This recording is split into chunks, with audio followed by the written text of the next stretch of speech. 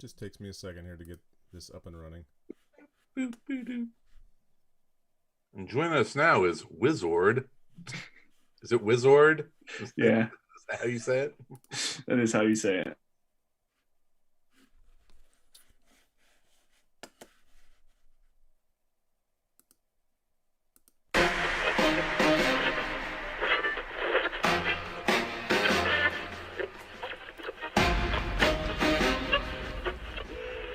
You're listening to Around Comics.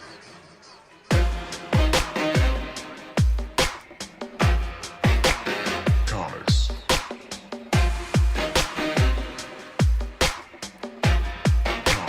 Comics.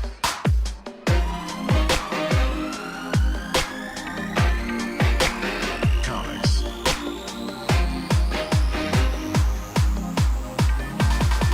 You're listening to Around Comics.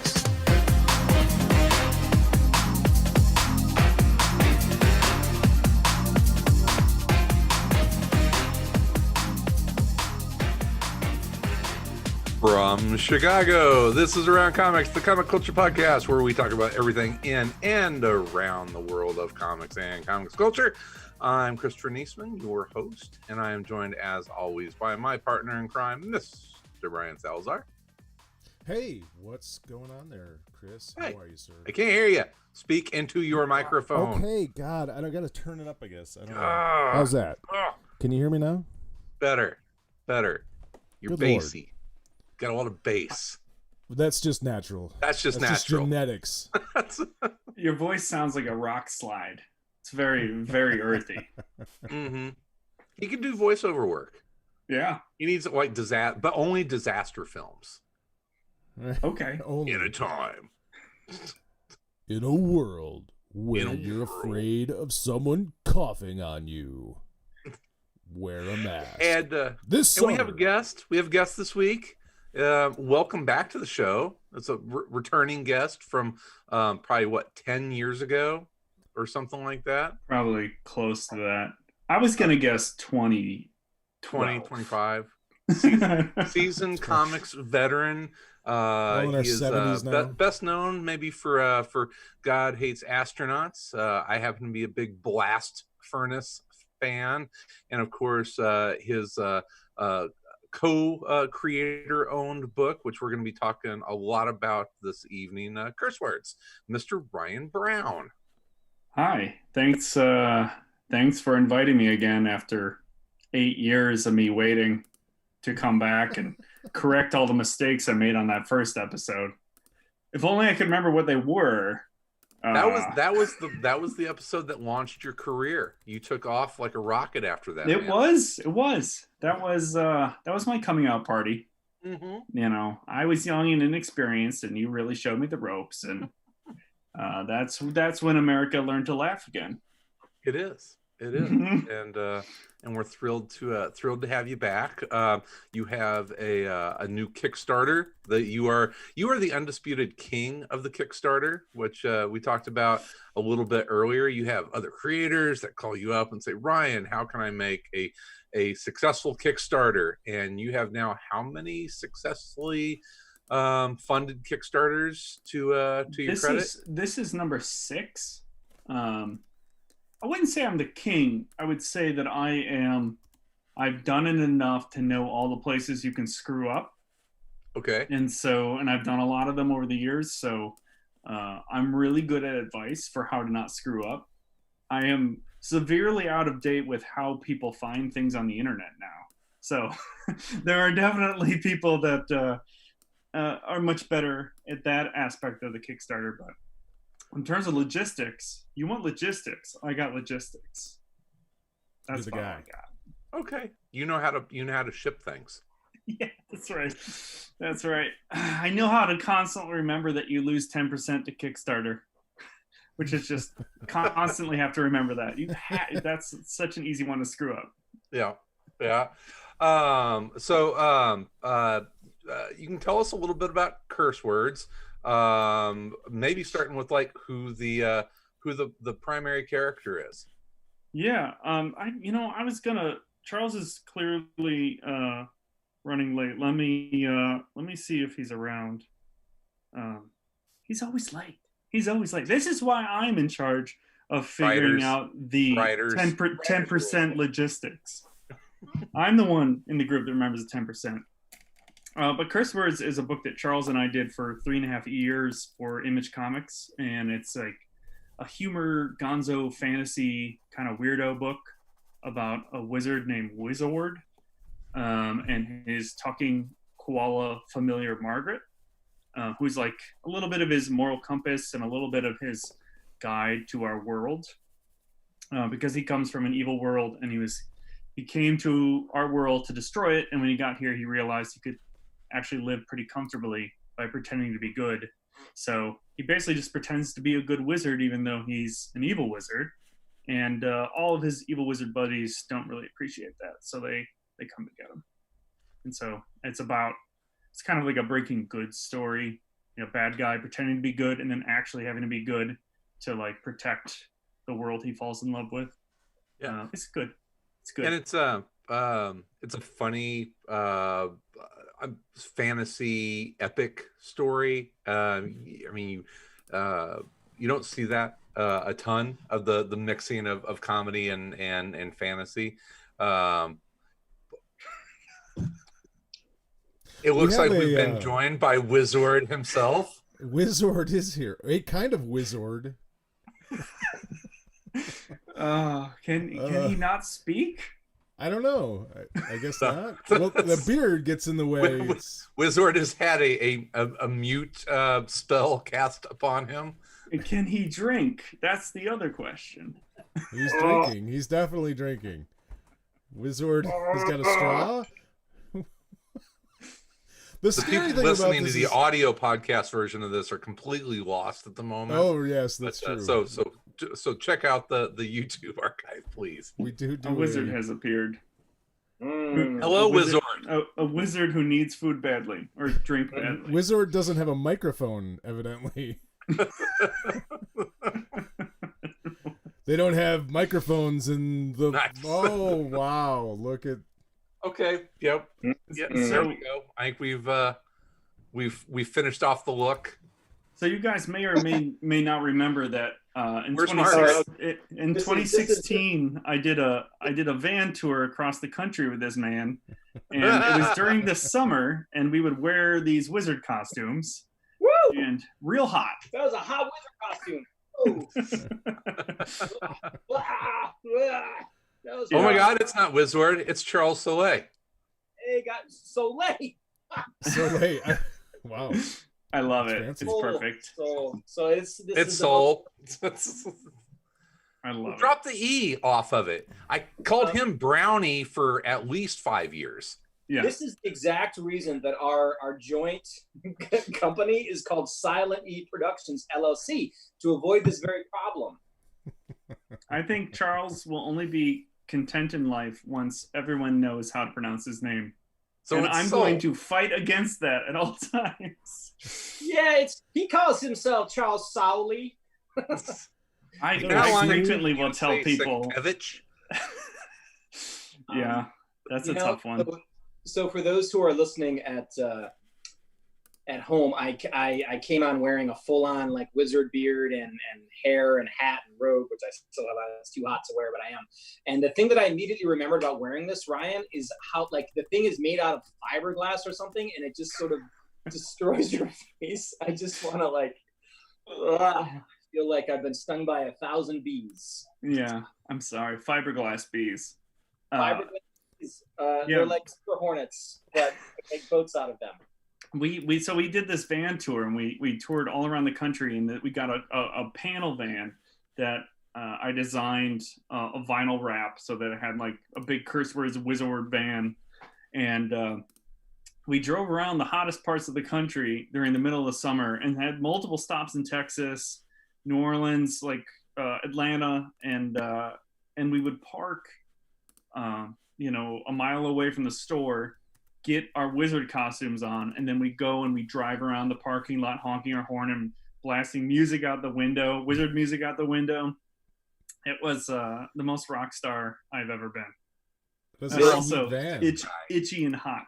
I've ever been. It was very interesting how we used 2 songs as our theme songs during the Wizard tour. The first half of the tour, we used Immigrant Song by Led Zeppelin, which seemed very appropriate and cool. And then for the second half of the tour, we decided to choose something that was a little more at our actual speed. And we chose This Is How We Do It by Montel Jordan, which also worked really well. So Because it let was me ask how you we do this. It literally, this is how we do it. This is how we do it.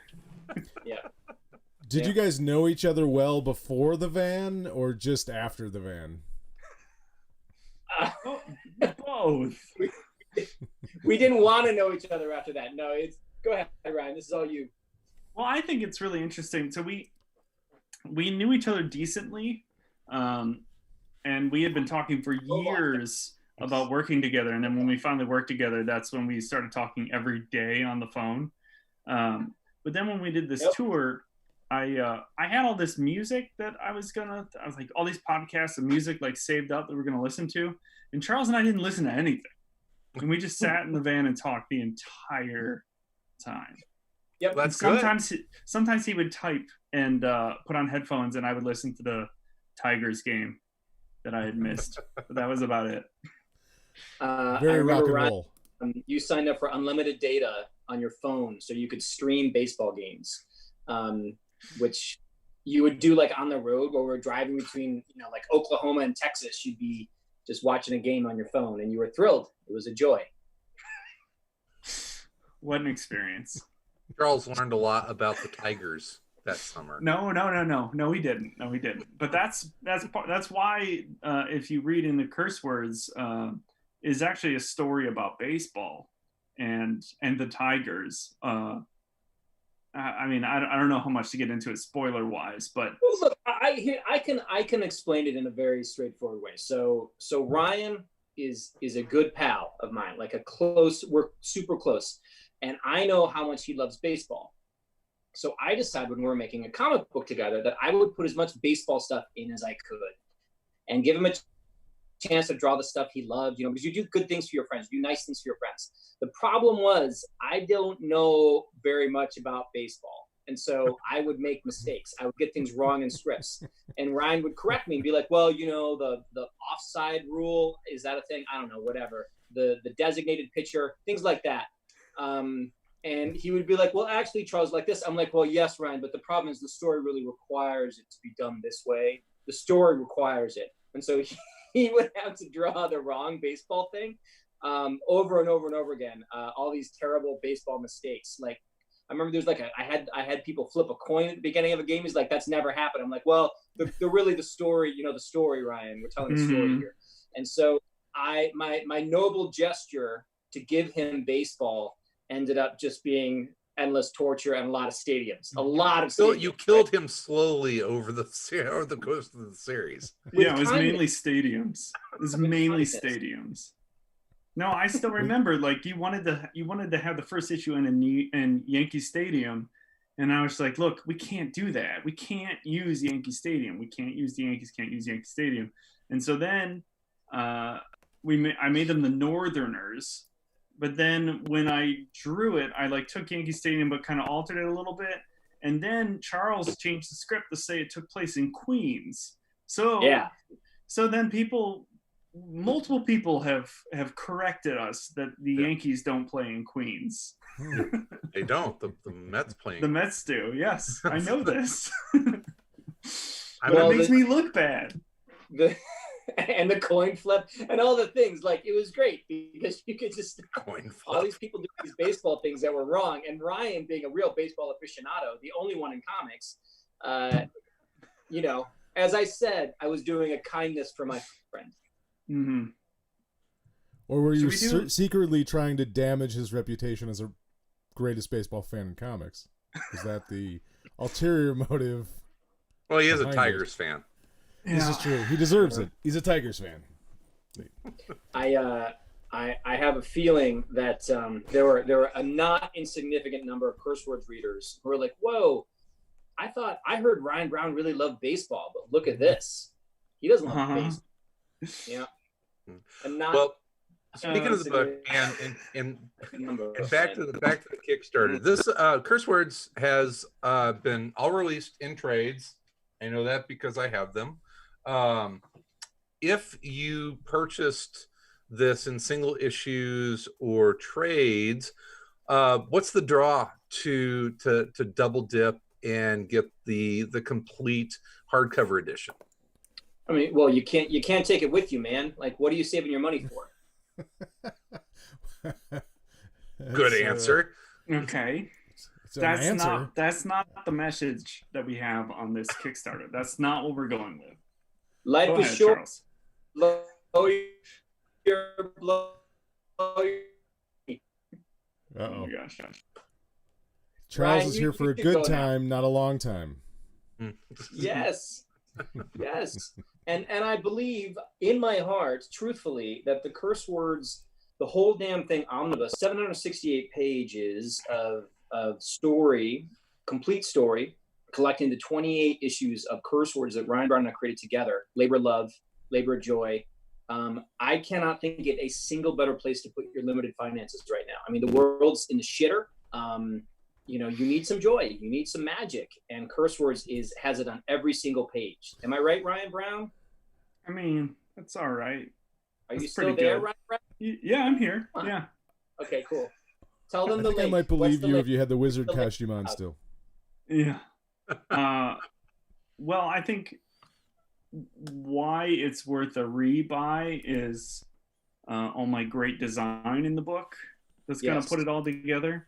Do you have some extras, some goodies in there that wasn't available? There are a lot of extras, including that's where I was going with this. Yeah, dummy. That's what I thought. Yeah, I was getting there. Charles was deflecting, but we have an entire new issue within the book that's gonna work as an afterword to the story. That's awesome. Yeah, which is really cool. I finished that final issue in late November, and so it's been a while since Charles and I have worked on something together, and it's exciting to get to draw these characters again. And but I never certainly don't want to pose it that if you bought all the issues you have to buy them all again. So we do offer in the Kickstarter a single issue that's going to be all the new stuff. So you don't have to double dip if you don't want to. So what you do is that you buy the complete edition, which now has the epilogue to it, the new story, and other extras, and then you give your single issues or your trades to a friend. And right, those are your loaners. There you go. Yeah. Yep. Have we given them the URL for it? I mean, I've got it right here. I can read it off. Oh my gosh. Go ahead. It's in the YouTube information as well, but feel free. //www.kickstarter, that's kickstarter.com/projects, plural, /Ryan Browne, that's Ryan's name, /curse words the whole HOLE, no W, damned DAMNED thing -768 PG hardcover. Is this where I mute him? So go there and pledge now. Leave it to a lawyer to dot every I and cross every T. Yeah. Or if you'd like, there's a link in the YouTube video. How can I get my 30 seconds back? Totally type in what I just said, character by character. You can do that too. I Googled Ryan Browne Kickstarter. It came up with 85 different listings from all the Kickstarters that you've done before, but that was the one at the top. Yeah, man. I'm a vet. What I can do is over the course of the interview, I can just read that out again a few more times so that if people missed it the first time, just let me know. What are you drinking there, Charles? This is apple cider. I can tell you it's a Manhattan because Charles and I had many a Hotel Manhattan during our tour. Yes. It is actually a variant called the Black Manhattan. So that's 2 ounces of High West Double Rye. Remember High West Distillery, Ryan? Mm-mm. When we went to Utah together, it was my birthday. So for my birthday, I invited Ryan to go to Utah with me, and he accepted, which was very thrilling.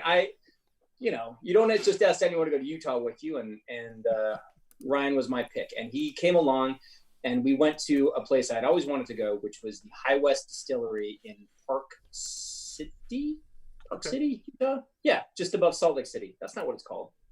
Anyway, that place where like Sundance takes place, and they had this distillery of this whiskey place there, and we had some great drinks and a great dinner.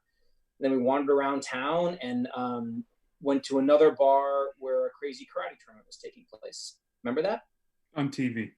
Yes. Well, it was on TV. Charles is not telling you about the TV we watched together. You guys are into that. Close in this van tour, didn't you? Mm-hmm. Kind of like me and my wife. And then we ate at Cracker Barrel. So. Yeah, we ate some bad food. So Charles, I wanted to ask you real quickly. I know that you're Brooklyn resident now, but I did say I'm talking to you from Milwaukee, Wisconsin. That's where I was born. Is where you were born. Were you born here and then ended up in New York very soon after that, or did you grow up in Milwaukee? I did not grow up in Milwaukee. I grew up mostly in Michigan, actually. So I which is another connection between myself and Ryan. Mm-hmm. I think we only lived in Milwaukee for maybe like the first year of my life, first couple years. So we moved to Grand Rapids, and then we moved to Birmingham in Detroit, and then we moved back to Grand Rapids, which is where I was until we moved overseas when I was in high school. You know how I knew that you didn't grow up in Wisconsin? How? Because if you had grown up in Wisconsin, you wouldn't be drinking a Manhattan with rye like a real person. It would have fucking brandy in it. Brandy in a Manhattan. Oh my goodness. Whoa. Because that's what they drink here is brandy in everything. Well, also 7-Up, and when you get a Wisconsin old fashioned, they ask you if you want it like sweet or not sweet. What is it that they sweet, ask you? Sour, or press. Yeah, and then they just put a bunch of garbage in it. I love a good Wisconsin old fashioned. It is a separate drink. Mm-hmm. I mean, it's good. I don't mind having one, but it's a very different drink than an old fashioned. I like a sour old fashioned. So my wife likes them sweet. So yeah, but it's behind the cheddar curtain, man. I need some of those sunglasses, man. Behind the cheddar set me up. Sure.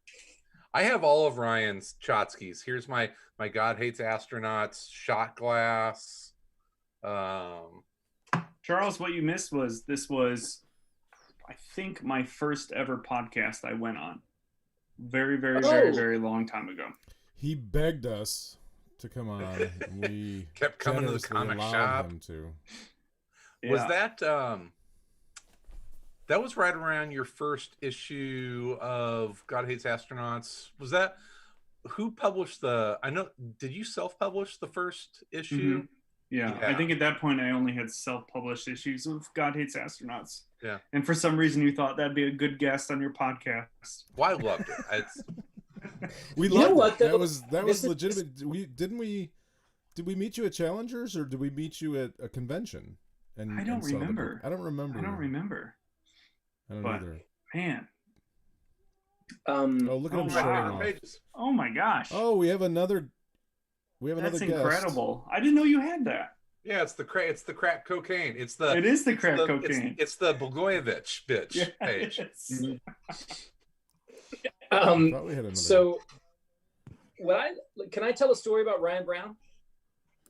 Absolutely. It's not a very good one, but it's about how we met. Yeah. Do it. So please do. So there's a convention called Heroes Con, which is in Charlotte, North Carolina, and many, many years ago. Tom's here, by the way. What? Huh? Our third member of the podcast, Tom, just joined us. Oh, Tom's children let him out of his cage. Tom, this is Charles and Ryan. Hey, how's it going? Continue. going well. Let me disrupt you. USA, all the way. That's great. Best place in the world. All right, go ahead. Mm-hmm. So I'll be right back. Many years ago, before my comic career had really done anything, I was doing Heroes Con, and a friend of mine at the time, B. Clay Moore, said, "You got to meet this guy. You got to meet this guy." And that guy was Ryan Browne, and he took me over to his table and said, "You got to read this comic. It's really good." And so I read whatever weird little bit of God Hates Astronaut you had at that time. It was like, one issue or two issues, whatever was available. And I was really, really struck by how unique the voice was and how good it was and just how funny it was. Like, humor in comics is extraordinarily difficult. Yeah, you did it. Extraordinarily difficult to do. And I don't know. I wanted more. I was like, Ryan's work is very specific, and it's very unique. And forgive me for saying this, my brother, but I don't know that it's for everybody. But if it is for you, it is the best thing you've ever read. And for me, Ryan is the Dana Carvey show of comic book creators. Dude, that show is so good. There you go. Okay. I hadn't seen it until recently. Holy crap, it's so But weird. not for everybody. Hopefully more successful. Yeah, Barely. I remember Clay was a big proponent of yours. Clay was telling everyone about you. I remember that. Clay's a very nice guy. Yep, he's a booster. So I read the issue or issues, whatever material is available, and then I don't know what the next step was from that. I don't know if I emailed or whatever happened, but like I think I made it clear that I really liked it. Maybe even the next day I said this was really good or something. And then over the years since then, we just before we did Curse Words, before we really worked together, every time we had a chance to hang out at a convention, we basically did, and that we got into the habit of like riffing on dumb story ideas, like horrible. Most of them were horrible and off color and not appropriate for this nice family podcast. But it was really fun. And so what we learned was that our sense of humor was not identical, but we could make each other laugh. So like the things that Ryan would do versus the things that I would do, we could innovate in ways that would titillate, which was important, So I think from then, like I don't know that we always knew we would work together, but it always seemed like something that would be fun. And the trick is just schedules aligning and making it work. And obviously Ryan can only do so many things at once. He's super fast, but committing to a comic is a big deal for an artist. And so when we were finally able to do a book together, I think it was really exciting for me anyway. And then getting to do as much as we did on Curse Words, and now like continue. I don't know. We've got this omnibus. We've got the next thing we're doing. Like I feel like we're good for the long haul. What do you think, Ryan? We started a company together. We're in a band together.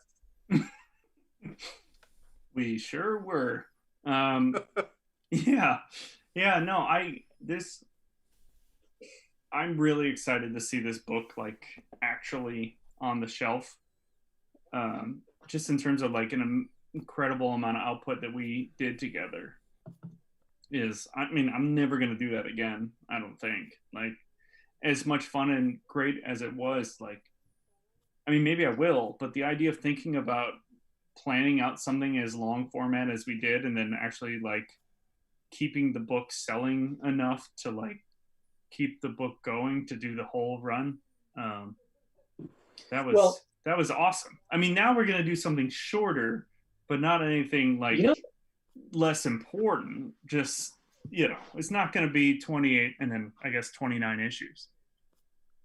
That's cool that you guys are going to continue working with each other. It's so obviously you enjoyed doing Curse Words together. Ryan, you're kind of known for working on comics that have a comedic twist to it. I mean, you've done other stuff. Not everything is haha funny. Charles, I've read a lot of your stuff. Great. Not a whole lot of it being haha funny. Is that something that you enjoy, and is it easier whenever you have an artist like Ryan that really, that's obviously part of his repertoire? I love comedy and jokes and writing those things and putting them in my work. I think there's it's not, particularly like in superhero comics, comedy is very difficult to get across. And most of the money, the sort of the career as a writer, if you want to get a foothold in comics, you generally, not always, but generally speaking, the path runs to Marvel and DC. And then once you get through that, you are able to do things that have a little bit more of a unique voice, or maybe alongside it, you can do something that has a little more of a unique voice. I love doing comedy. I also really love kind of like Curse Words was definitely planned and definitely had a lot of focus and scripting to it and detail work and planning, which I think comes across when you read the whole thing. It's clearly a story that has callbacks and plans and things that we did, but it's also very improvisational. Like it was a situation where Ryan and I were able to, if there's an idea that we liked that made us laugh, we would be able to, build it up and bounce off and do other things and have characters become more significant. Like there's a character in the book named Jorko Gorbloid, who is really just somebody that we liked, that made us laugh, and is nonsense in many ways, but we really like Jorko Gorbloid, right, Ryan? Yes. Jorko Gorbloid. Yeah, he's great. Yeah, and that's and so when you're in a creative relationship with somebody that you trust, you're like, I don't think Ryan knew where I was going with a lot of the stuff I was going to do. Like I told him ideas, whatever, and I would, but he's just like, all right, Charles would get it done. And likewise, by the end, I would just be like, okay, Ryan, this is what it should feel like. Do your thing, and then he would do it. And that's having that level of sort of creative trust is kind of rare, and especially when it like works as well as it seems to. So that's what's definitely going to carry us into the next thing. Because it's hard to find. I might be speaking for the two of us, Ryan, but I think it's hard to find something that works like this. And so you don't like, it's just fun. You want to keep doing it. Have you guys ever tried to work Marvel style? Just out of curiosity? Well, the only real moment of Curse Words that we did that way was in the final issue. There's a big fight, like the final conflict, and we kind of realized as I was like thumbnailing it out, there wasn't enough room within a standard 22-page issue to have the like gravity of the fight that we wanted, and so Charles and I talked about it, and I basically just made some stuff up, which then Charles and so we added a bunch of pages of that final issue, so it was actually a little bit of an oversized issue, and then Charles went back in and wrote jokes on top of that based on what I was doing. So, but like every issue that we've ever done, Charles writes the script. I follow the script as best I can, and I try and sneak in little jokes and good. Yeah, I mean, sometimes I accidentally, I'm not reading close enough or something, and and then I will. Charles will then do a rewrite, like a lettering pass, when he sees the art. So, the original script that he gave me, I then kind of feed off of it. And sometimes I will kind of elaborate or add to, usually on the humor side, not on the plot side. And then Charles will go over and like rewrite it to make the comedy really work, and like add jokes on top of that. So it's I just asked because kind of what Charles was describing. It's like, wow, this really feels like a Marvel method relationship. And so I mean, Charles's scripts are really tight. They're really good scripts, and and they have but they usually leave me room to play a little bit, so he's not one of those people that writes every single detail that needs to be in the background or something. he writes in like a more entertaining and expressive way. So for me, putting in details is kind of easy. Like, and then and I think it's what creates like the unique voice of Curse Words, because Curse Words doesn't feel like anything I've done before, and it doesn't feel like anything Charles has done before. Yeah. So that I think, you know, love it or hate it, there's nothing else like it, and I'm really proud of that. And I think that that's because of our, you know, our voices like really being flexible and playing off of each other is very important to why we make good stuff. Yeah. When did you guys decide that you wanted to collect the entire thing and do a Kickstarter? What was sort of was that from the beginning a thought, or did that something that developed as the series progressed? Can I take this one, Ryan? Yeah, sure. So we always thought we would probably do an omnibus of some kind after the series was complete, and we figured it would probably, because you don't want to, like, you know, torpedo your trades or anything like that. So we thought it would happen at least a year after the last issue was done. And, you know, the last trade for this came out, I think, in, you know, late 2019. So it's kind of early to do the omnibus. However, we, you know, I don't know if you've heard about this pandemic thing that's been going around. There's a bad bug out there. Yeah, you know. But what that did is created a situation or a landscape where people weren't able to get comics, and they, you know,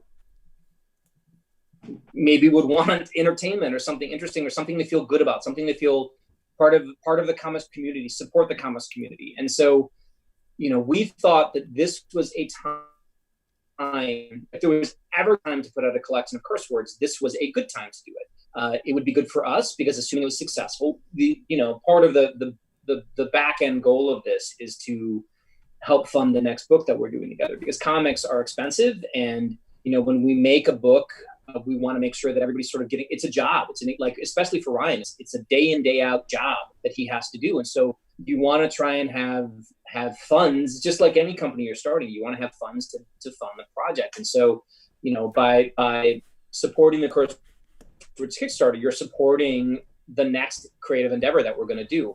And we just felt like the right time. Like, it's a lot of it is instinct. A lot of it is Ryan's extraordinary expertise in Kickstarters in general.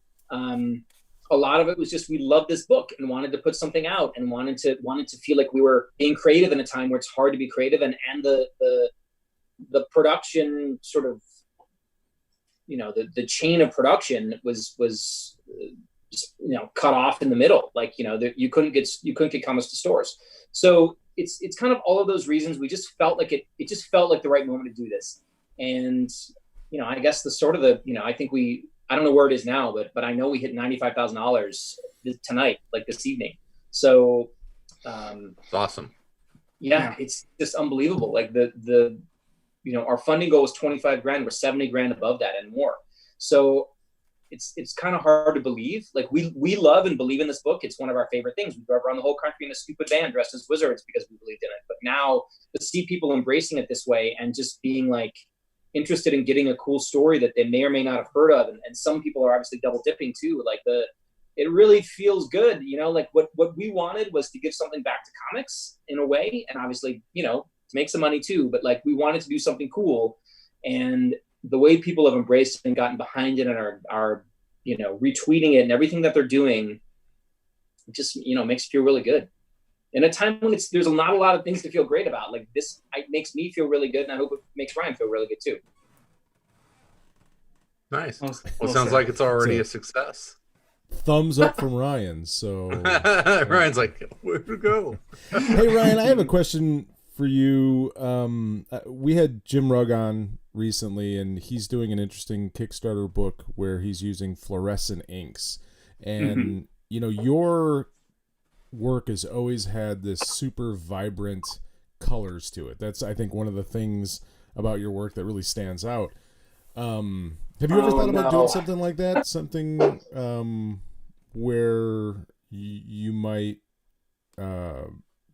use a different style of ink or something just, out of the ordinary.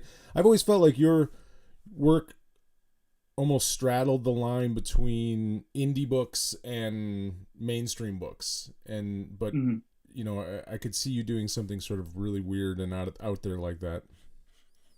Yeah, I am blown away that Jim is trying to do this. Can't wait to see it. It sounds very stressful. Yes. I have the advantage that I actually worked as a graphic designer and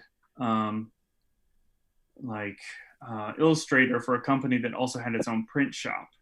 And so I spent about 3 years at that company before breaking into comics. Like last time I was on this show, I was working at that company. And is that where you worked with Lou Brock? Which are some of my favorite stories. Lou Brock was one of our big clients. So I learned a lot about printing, and I learned a lot about designing a project from the ground floor up, which has helped me a ton in being a self-publisher. I don't know how the hell I would figure out how to do any of this stuff if I hadn't done it for a living for 3 years. I also was on, had very intimate contact with massive screw-ups. None that were mine. But so I've seen what a massive screw-up and the amount of paper that needs to get pulped and the amount of upsetness that happens when dealing with the amount printing. Of cash that gets pulped. Yeah. Intimate context, Ryan? Intimate context. Yeah, because we had an office inside the building that had the entire print shop. And so I had a pretty massive screw up of one of my coworkers, not me, that cost many thousands of dollars. So that said, I'm in this space where I have a printer that I've used many times. It's the same printer that prints IDW stuff. So like I have as a pretty good groundwork, anything that IDW puts out, I can say, give me this, give me that, give me the God Hates Astronauts hardcover was, give me the Lock and Key hardcover. I want the Lock and Key hardcover, do all that for this. And that fills me with a little bit of comfort in the idea of trying to do something like Jim's doing. Sounds real scary. Well, he talked about it, and yeah, but it's Chris Pitzer who is kind of his go-to print guy. Chris is just a wealth of printing knowledge. I mean, it's not his first rodeo. I think he's probably seen a little bit of everything, and so that's who I think Jim goes to for a lot of printing advice. I talked with Jim because I was helping him with his Kickstarter early on, and he was telling me about the help he was getting to figure out how to do that. I mean, it sounds awesome. Yeah, it sounds really great. I've always just wanted to do like a spot Pantone color on the cover. I think that would be awesome. Yeah. But if I couldn't get to the print shop and do a press check and like know that it was going to actually work, I think that stress would, I don't know, eat you alive. Yeah. I love being ambitious with types of projects and size of projects, but the actual getting them to people, it just, that was, I had, when I did that Blast Furnace hardcover, or not the hardcover, the whole collection, the big one, the printer did that one. Yep. Yeah, there was a bunch of them that were cut the wrong size. They cut 3/16 of an inch off the top of the book because they did the conversion wrong from stupid US to good metric, and so I got all these books that were wrong, and it was such a terrifying moment of my life. So that's it. Charles, you had fun with the spot varnishes on this. Oh yeah, that's fun stuff. Yeah, and that's stuff that I've done before when I was working at that job. So that's a little bit in my wheelhouse. Can I say something mildly sentimental? Mm-hmm. You guys sure it's okay? All right, I won't then. No big deal. Just kidding. Please. So you just heard that story about Ryan. Like that, the story that Ryan just told is very much what working with Ryan Browne is like. He is hyper detail oriented. He's incredibly creative, but he's also very much, he's got a math brain about all like the details and all the stuff, and he likes it.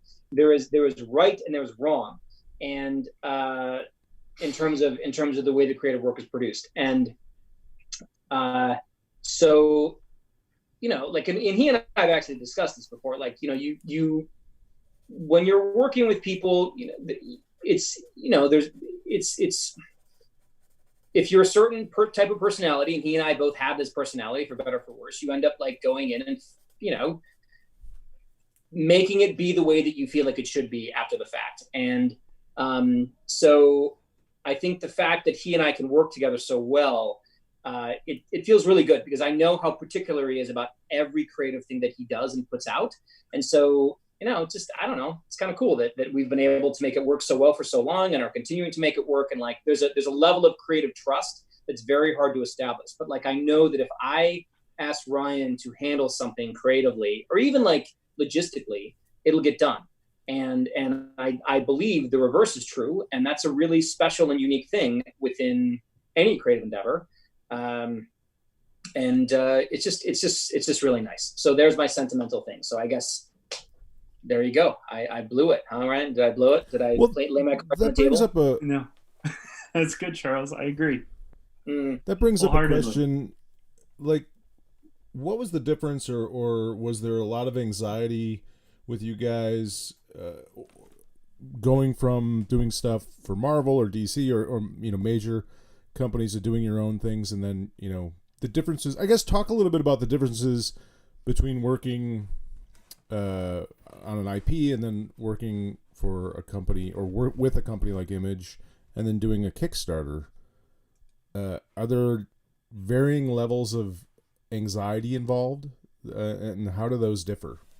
I think I actually would be interested. I think we should both answer this. Do you want to go first, Ryan, or maybe we take each level and talk about it, and then we'll flip back and forth?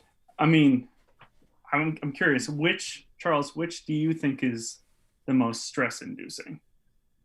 Create Around, the middle tier. Image stuff. Yeah, like a book that is completely your own, under your own name, under your own reputation, with no safety net whatsoever. You're funding it yourself. The upside is massive, but it's basically like you're starting a company. It's like you made an invention, and you're trying to see if the public will embrace that invention. And it's all based on your reputation, your skill, your name, your ability to create an audience and hold an audience, all of those things. It's all you. And ideally, your creative partner, your Ryan Browne, as they say. And it's really like, that's where it is. Whereas with the Kickstarter, I would say that's the second level. It's hard, but like nobody, unless they're really stupid, nobody launches a Kickstarter unless they're pretty sure they're going to fund. Like, I'm sure there's plenty of stupid people out there who do, but like at my level, at your level, we're not going to do a Kickstarter unless we're sure it's going to fund fast. And so, it's work, but it's all fun. Like, this has been just a joyous experience for me. Like, yeah, there's logistics, there's a lot to do, but it's all stuff I really like. And then the IP stuff, the license, Darth Vader, whatever it is, like that is more like, I'm standing on the shoulders of 75 years of publishing, or 40 years, or whatever it is. And I like, that's a job I know how to do. And if I write a bad Darth Vader story, which I would never do, but if I did do it, it wouldn't be the end of my career, right? It wouldn't have the personal cost to me that like messing up like if I screw up an Image book, I personally feel like I have failed in a way that I do not feel if I write a Wolverine story that is not embraced, because it's just different, right? But like an Image book is me. Sorry, Ryan, it's us. It's us. And a Kickstarter is more like you're selling something that you just, again, I'm never going to take a risk on a Kickstarter. A Kickstarter is going to be something that I know is going to work. The Image books, the creator-owned stuff, the stuff that, my novels are another good example, right? Like, when I put those things out, they're me, they're very, very personal, and if they don't work, it's a referendum on me. But if a Wolverine story doesn't work, it's like, you know, there's lots of other ones out there. I'll write something else down the road. So what about you, Ryan? How do you feel about it? I think Kickstarter is easily number one with a bullet for highest stress. Easily. Doing a book through Image has a whole lot of risk because of how much you have to work on it before you actually find out if it's a success or not. You know, they want 3 issues in the can before they solicit, and so then they solicit and the book doesn't come out for another 2 months. So by the time you figure out if people are actually going to like it, you're probably working on issue 5 or 6, which is a really strange way to go. And you spend the whole time working on it. You know, I like Chris Wars, I knew it was going to be a hit, but it's like what level of hit? Because I knew what we were doing was good. But you spend a lot of time with a book, like with the first issue of Curse Words, it's like telling a joke, and then I don't hear if the audience laughs until 5 months have passed. Oh, that's a great way to think and of it's like, that's such a strange thing, because then you have to do so many other things before you find out if the initial thing worked, which I think is really strange. And when you're doing a monthly book, people can jump off at any point, versus when I'm doing a Kickstarter, I make the book, I figure out all the math, I do, you know, launch it and hope it goes well, hope people come out, hope people continue to come out and support it over the run. And then, like, where we're sitting now on this Curse Words book was, I've done a lot of calculating and a lot of math, and there are a lot of places where I could be wrong. And so, and I've been wrong many times doing this, and it's always been in ways that it's okay, you know? So for me, like, having all the success and having all, you know, having all these people come out and support the book is like amazing, but like emotionally it gets really strange, because this is the most direct, like, positive, I'm doing something people like and people want this and this is awesome. But at the same time, I can't really like find a way to not be worried about it until I know that by the time the book is done and I get the book is printed right. It weighs what they say it's going to weigh, which is a huge, terrifying thing. And so far, this printer has not screwed with me at all. They've always been right. So, but if that book is half a pound more, then all of the math is wrong. So, you know, there's that. There's the fact that there's going to be a freight truck with possibly 4 tons of books, literally 4 tons of books that are going to put it in my garage. That's terrifying. And then, you know, shipping rates change all the time. So by the time we get this book in hopefully late August, you know, maybe everything's more expensive. So like, that's a whole different weird stress that I don't get when I'm working on an Image book. And certainly the easiest is working freelance, you know, work for hire. There's a lot, especially now, there's so much more pressure on the writer than the artist when you're doing work for hire. People are going to complain, you know, 90% of the time because they don't like the writing, not because they don't like the art. So, so those jobs are, you know, can be very fun. Like, I'm working on Quantum and Woody right now for Valiant, which has been awesome. And like, Chris Hastings' scripts are really, really funny. And so I'm putting a lot of my heart and soul into something that I don't own. And it's the first time that I've really connected with something that I was working on that I didn't own. And that's been great fun. But again, like, super low stress. Popcorn thing, man. That's right. Charles and I did 2 pages of Swamp Thing in an annual. It's where it all started. It's where it all started. Yeah. But it was so good. It was so good. It was very good. Talk to us about that, as they should. Anyways, it's so, like, Kickstarter for me, number one with the bullet, like, by far the stress. And it's you know, the highs are really high and the lows are not necessarily low, but there's the threat there, right? There's a lot. There's, you know, and I've destroyed my back filling Kickstarters, you know, like just the sheer weight. And so everything that I design is based on weight. Like when I look at these projects, when I think about what is the next project, if it's going to be Kickstarter, I have to think about it in terms of weight. How much is this book going to weigh that I make? Because of how much it costs and how heavy it is and how much damage it can do to me having to carry it. So This book is going to kill me. Or falling on you in your Can garage. I beat someone to death with it? That's what I want to know. Those Pinned underneath it. Those God Hates Astronauts hardcovers. The shipment was 2 tons. It was a little over 4,000 pounds that showed up at my studio space. And when they got it, it was 2 giant pallets, and they got on the pallet jack and they take it off the truck. And then they're like, all right, we got a freight elevator in the studio. We're going to put it on the freight elevator. We're going to go up to the studio and then slide it in, and we're all set. They put it on the freight elevator, and it's way too heavy, and the freight elevator won't work. And that's just it. And they're like, well, we're going to deliver it to the lobby of your studio, and that's it. It's up to you. So me and a studio mate of mine, we moved over 4,000 pounds of books by ourselves up a flight of stairs. Oh no! To get them all. Who was it? Who was the studio mate? It's not a comics guy. It was a graphic design. Was it Dove? No, it was my studio before that one. Oh, okay. But that was like. That would have broken little Dove in half, man. Yeah. That is up there as one of the worst experiences of my life on a project that is one of the best moments of my career. So made you work for that moment. Yeah. So I don't know. Like I'm at this point where like this is my 6th Kickstarter, and they've all thankfully done very well. And after one day, 1 or 2 people are just like, why aren't you happy, or why aren't you more excited? I was like, man, I'm going to celebrate once all those books are in the mail, and then I will have quite a party. Because, but the thing we did on this that I think that was your idea, like I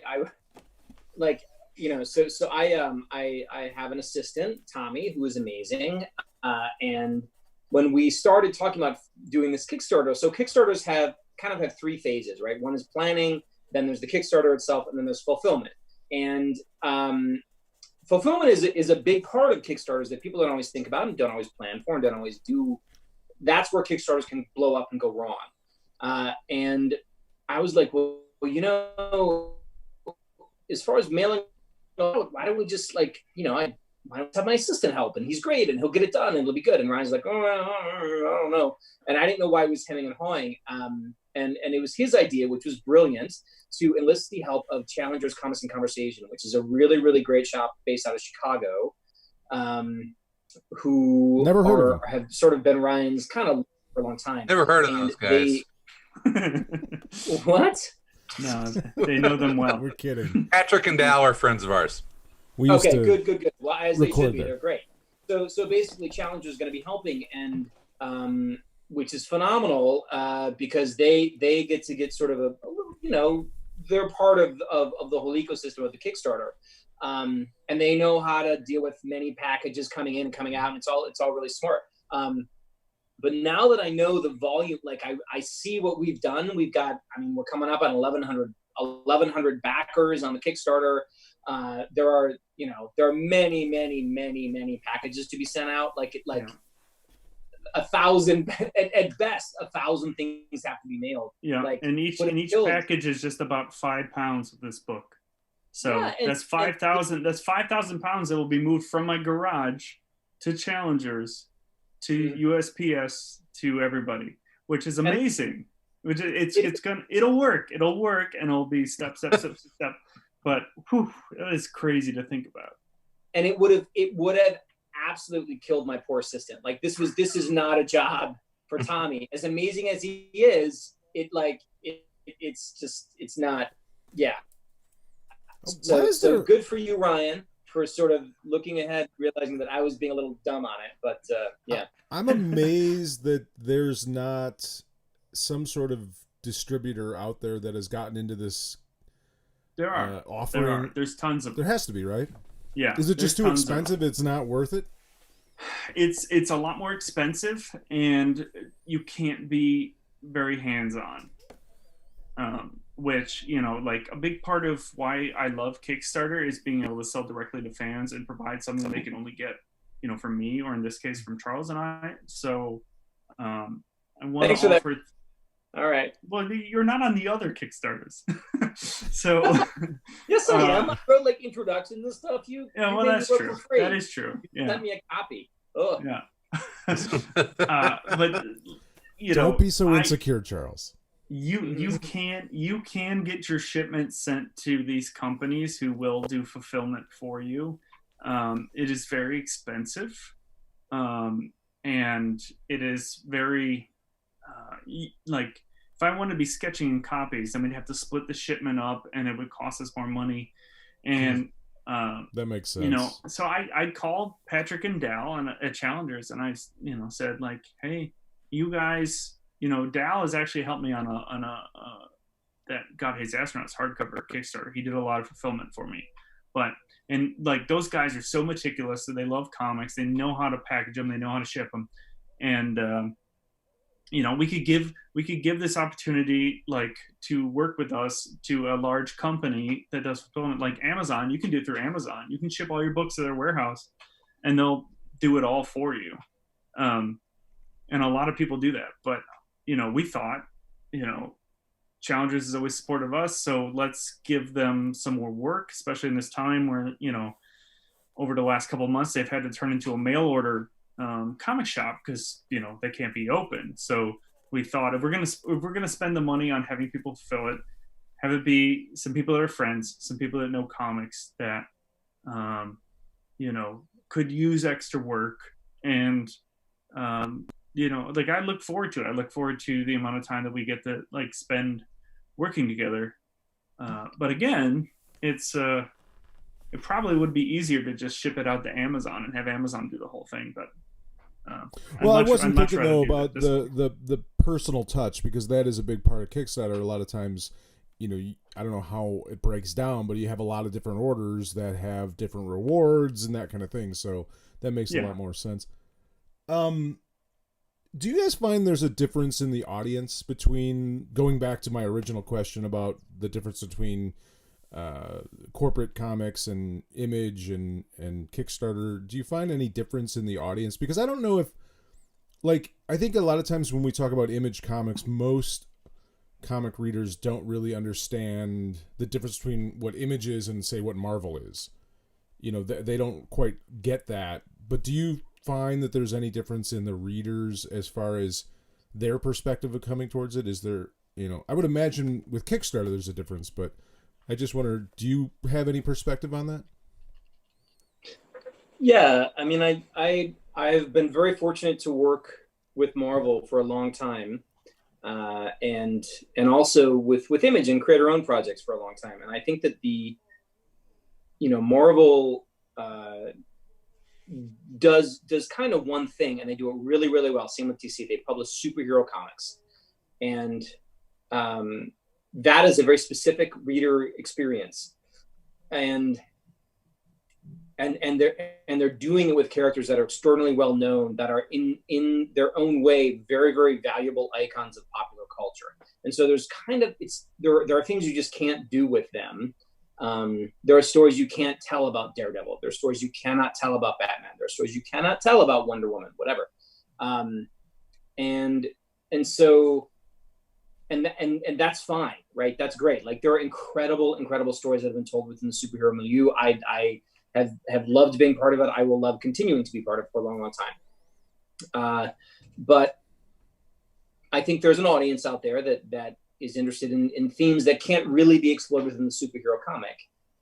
And that's where Image and other creator-owned publishers over the many, many years that creator-owned has been a thing, or just in indie comics, really, that's where they come in. And because there's a lot of audiences out there. There's a lot of readers out there who want all kinds of different things. I mean, honestly, the biggest readership in comics is like, kids comics, like the Raina Telgemeier stuff. Mm-hmm. Like that's really where the vast majority of comics readers are, and superhero comics aren't really serving that audience very well. But in terms of basically the adult readers who are reading Marvel, DC, and Image, it's kind of, there's a point where I think some readers kind of get their fill of what superhero comics have to offer, and they look for other things, other types of storytelling, other flavors of story, and that's what Image serves. And there's obviously, it's a Venn diagram. There's a lot of overlap, but what I love about comics in general is that there is so much storytelling that's within that medium.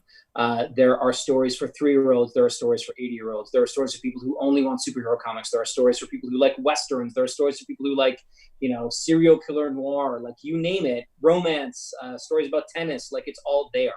And so Image and Marvel and DC are all about serving their own segment of that vast audience of people who just like stories, which is kind of a cool thing to be part of. Yeah, I would say, like, I haven't written, like, the only thing I've written for Marvel was a 5-page story about Daredevil the Bear Without Fear, which was awesome. Which is one of my favorite things I've ever done. But I mean, I would say just from an outside perspective, with no judgments as to which way is better, if you're writing for an existing character, people have, like you were saying earlier, Charles, like people have a fan base already in place. They have ideas about what they like about that character. And if you don't do it, or if you do it, that affects how they see your work versus doing something completely new and create their own. Hopefully people aren't coming in with so much of,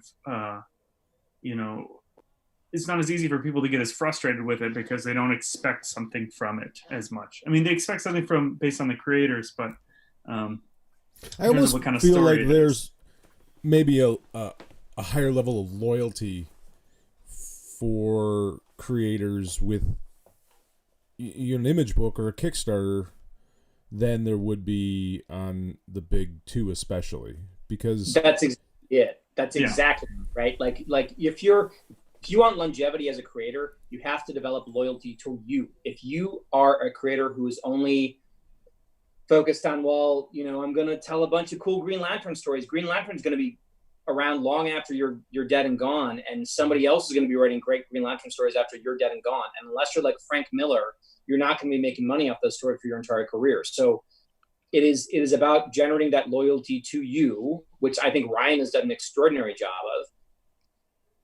of. Because ultimately you want people to follow you from story to story to story. And, it takes time. You have to deliver every time. You have to deliver a very consistent experience, and it's not easy to do. Yeah. And I would, in terms of the audience difference between an Image book and Kickstarter is, so I did God Hates Astronauts as a self-published book, and then I put it out through Kickstarter in a hardcover book, and then Image reprinted that in a softcover, like volume 1 of God Hates Astronauts, and let me do 10 new issues. To this day, the people who bought the initial Kickstarter hardcover, so many of them have no idea I did anything more. So many of them don't know that I didn't made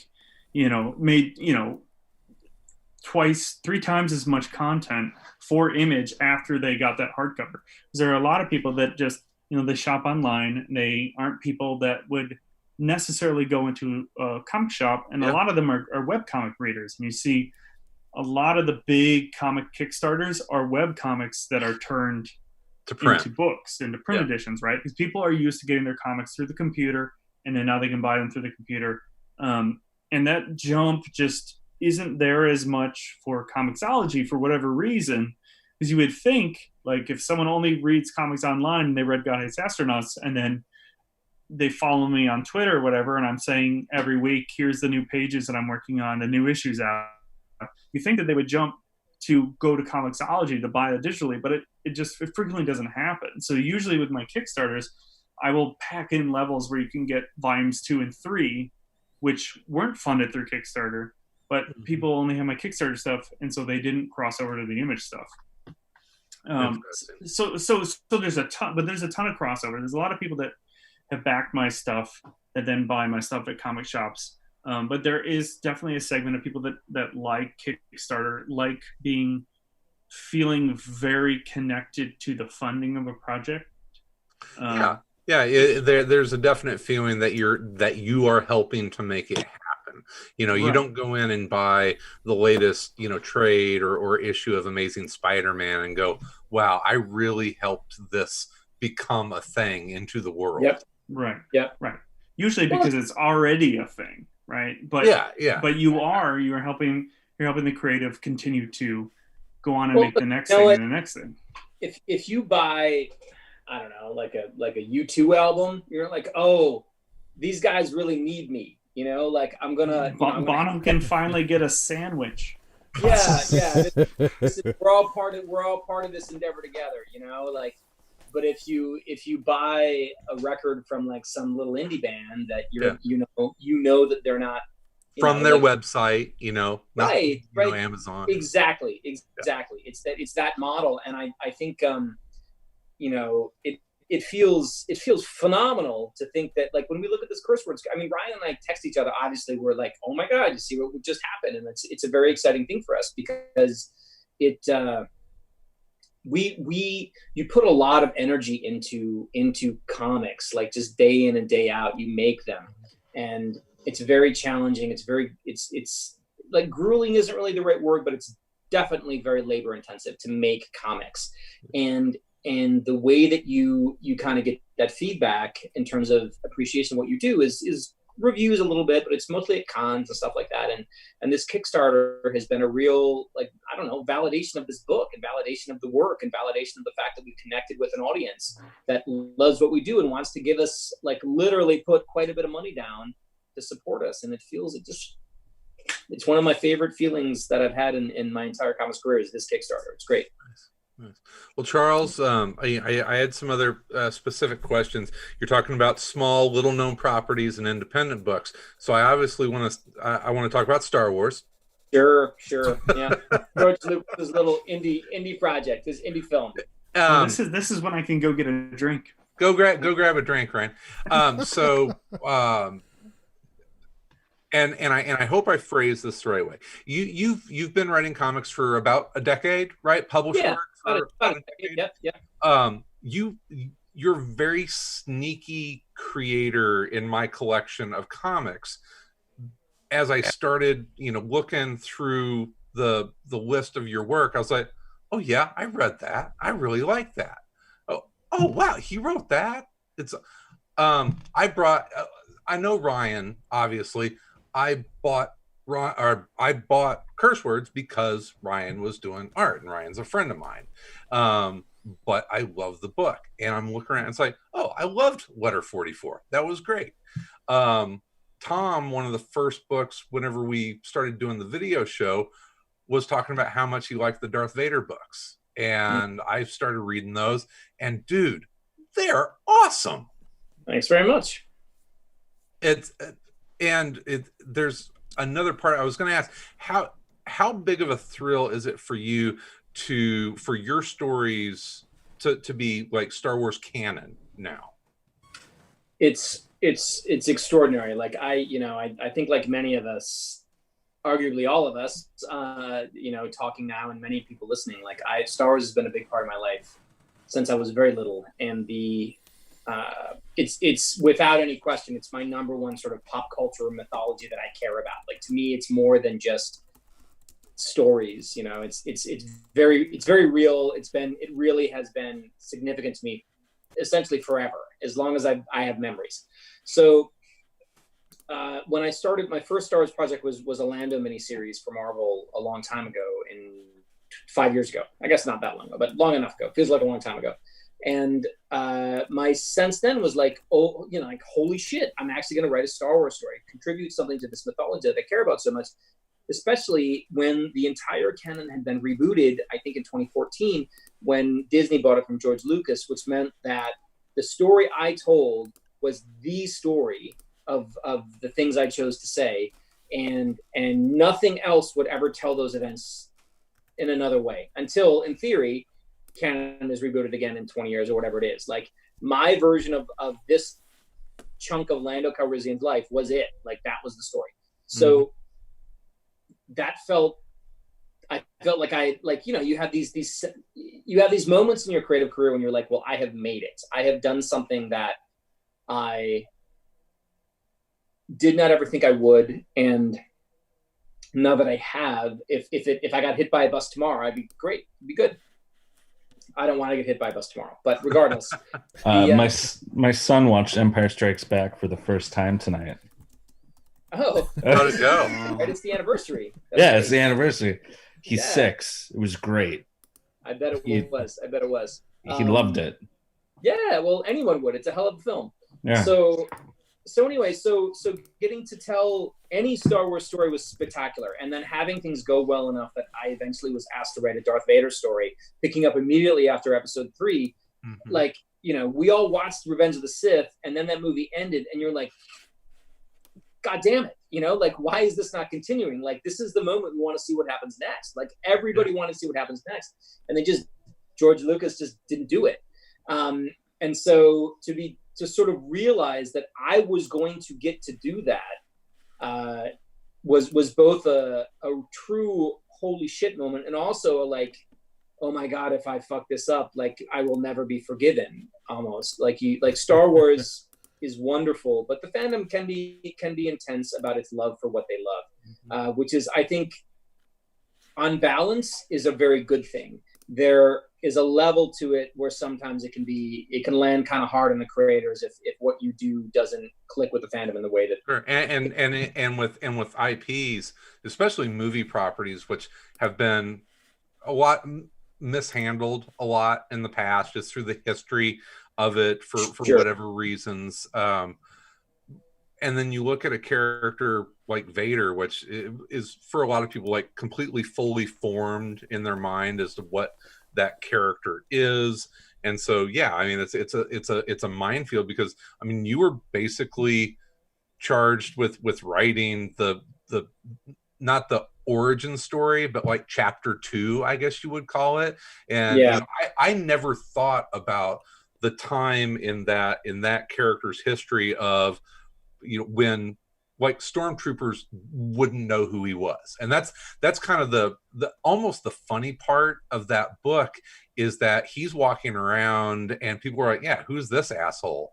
And Yeah. He's not Lord Vader yet. And that's kind of your story, is him establishing himself as Lord Vader. And he kind of Right. has to prove himself in the Empire. And I was blown away, dude. It is so good. Oh, look, I appreciate that, and it's just an extraordinary opportunity to be given the reins of something you love.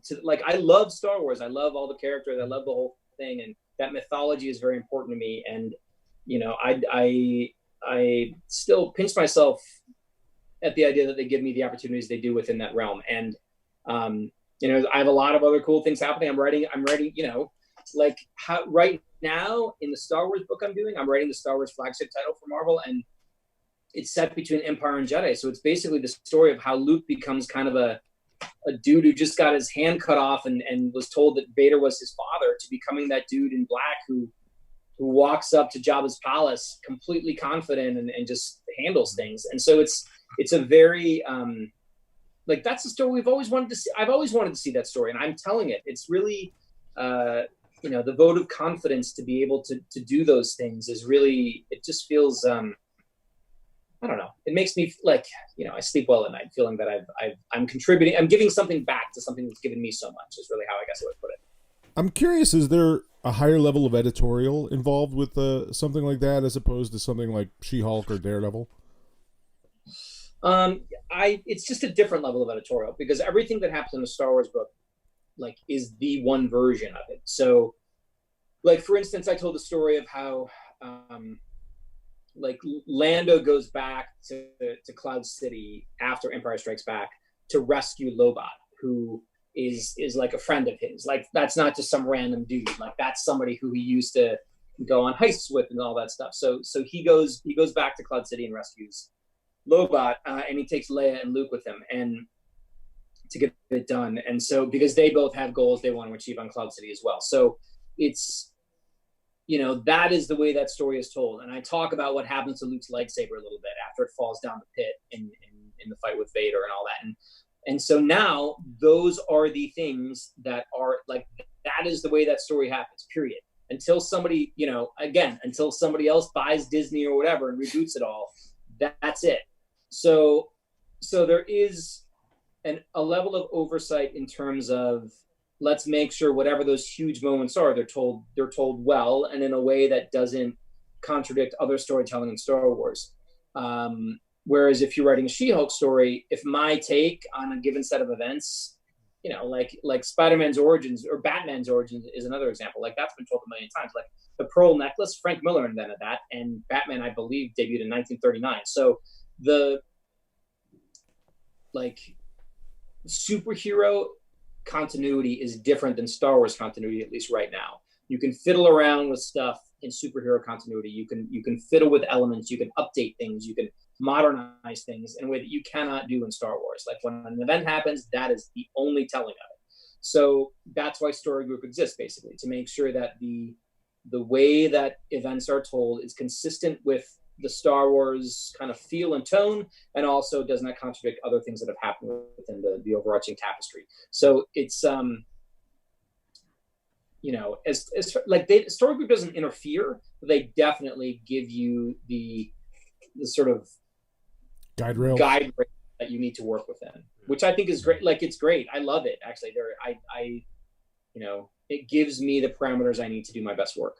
At Disney, is there like a keeper of the continuity? Is there someone whose job it is to make sure that continuity is staying straight? Because you know now with like Mandalorian and all the like the Clone Wars and Rebels. That is the Lucasfilm Story Group. It's about a dozen people whose job it is to do exactly what you just described. So they have a 20,000 foot level view of everything that is happening in Star Wars, from, you know, like they announced that Taika Waititi movie, whatever, like he's doing something for Star Wars. I have zero idea what that is, but they know what it is. They know the pitch that was approved. And so if I come in with the Star Wars, like I'm gonna write this comic about, I don't know, whatever it would be, a hot air balloon race. And they're like, well, that's the entire plot of the Taika movie. They're not going to tell me that, but they'll be like, you can't do that because that idea is engaged in other storytelling. Yeah, so more importantly, you like can't kill a character that's going to appear in another story for, you know, that which contradicts the, you know, creates a plot hole or that kind of stuff. Right. And I think that, you know, I wouldn't do that anyway. Like it's all like that's not how you do Star Wars. You don't kill off character. Like I'm not going to kill Lando, or like obviously I wouldn't because Lando survives to Return of the Jedi, but like, you know, you like those beats, like, I mean, there's a hierarchy of storytelling, right? Like the big stuff, I don't know. It's an ecosystem. You're within an ecosystem writing for Star Wars. And so, wait, Charles, we're never going to see your Star Wars hot air balloon race. I mean, Lobot versus Bosk. You can't tease that and not do it. They said no. And the thing that's tough about a hot air balloon race is that you're just kind of dependent on the wind. Like the wind just blows you. So it's not really much of a race. But I had a take that was going to dramatize it like you wouldn't believe. No, you have things. You have ballast and you throw it, and then the balloon goes this way. The balloon makes you go down, but the wind. Yeah, but both. So you kind of do that. You throw it out, and then it does that. You have stormtroopers with big fans. And that's how you start a balloon race with 100,000 stormtroopers on it, and you start throwing them off. Giant balloon in the shape of Jabba. Start throwing them off, and then you race. No, what happens in the story I pitched anyway is that the first balloon off the gate wins, because that's what happened in the hot air balloon race. There's not much of a race. The really interesting stuff is the character studies of the people in the gondolas chatting. Like the hydrogen tank controller and the guys just down in the belly of the balloon. I don't know. I was going to find it in the writing. It's just like, you know. You had to experiment. Salacious Crumb versus Ben Quadraneros in a hot air balloon race from Tatooine to Alderaan. And it takes place in the prequel verse. And kind of has to. I'll write it, and Charles will draw it. And this is what I told Story Group. I said, I'm not interested in the race. I'm interested in the baskets.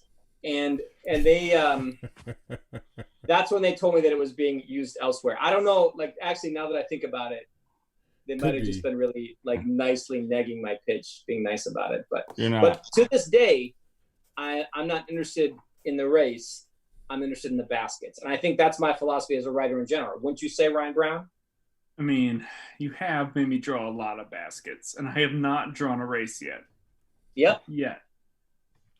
Baskets. Woo! I'm wondering, considering you're working on these, high profile stories and characters like this, and social media being the hive of scum and villainy that it is. That's Star Wars. That's a reference. Is there any trepidation when you're working on this stuff? Is there any thought in your head about, the fandom and how toxic it can get at times with a property like Star Wars? Is that something that affects your writing at all, or is it something you just keep out of your head? I keep it out of my head. I mean, the job is to write the stories, and I don't think about that really. Like I mean, like, I did Rise of Kylo Ren, which is a story about how Ben Solo becomes Kylo Ren, how he returns to the dark side. And I would be disingenuous if I said that I was not aware of the fan base's love for Ben Solo and hopes for him and all that stuff. Like, I wrote it with all of that in mind, but at the same time, there are many beats where I was like, well, this is where the story has to go, and I'm going to write it. I kind of, this is this character's story, and I'm not going to change it because for whatever reaction I might get. And my general take on that sort of thing is, I think readers and fans respond in large part, right? There's always going to be outliers, but in large part, readers and fans respond to an authentic character-based take more than they would ever respond to a, like, pandering fandom-based take. Like, if there's honesty behind the choices you're making as a writer, you can feel it as a reader, and I think that's the way to go. And certainly it's the way that I'll feel good about what I did later on. I mean, I don't want to be dragged over the coals. I don't want to be canceled, whatever. But, as long as I feel like I'm making choices that are true to the story that I'm telling, true to the characters that I'm writing, then if people are unhappy, it rolls off my back a little bit. Well, there's the realization that, there's always going to be unhappy fans, especially in properties that have a 40 year history that and a lot of people have this entitled sense of ownership with stuff like that. So do you find Star Wars fans in general, but I guess specifically the ones that read comic books, has the reception been good, or have they been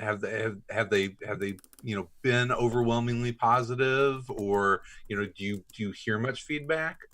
Well, I'm very active on Twitter, as is the Star Wars fandom. I think I don't know, basically yes. Okay.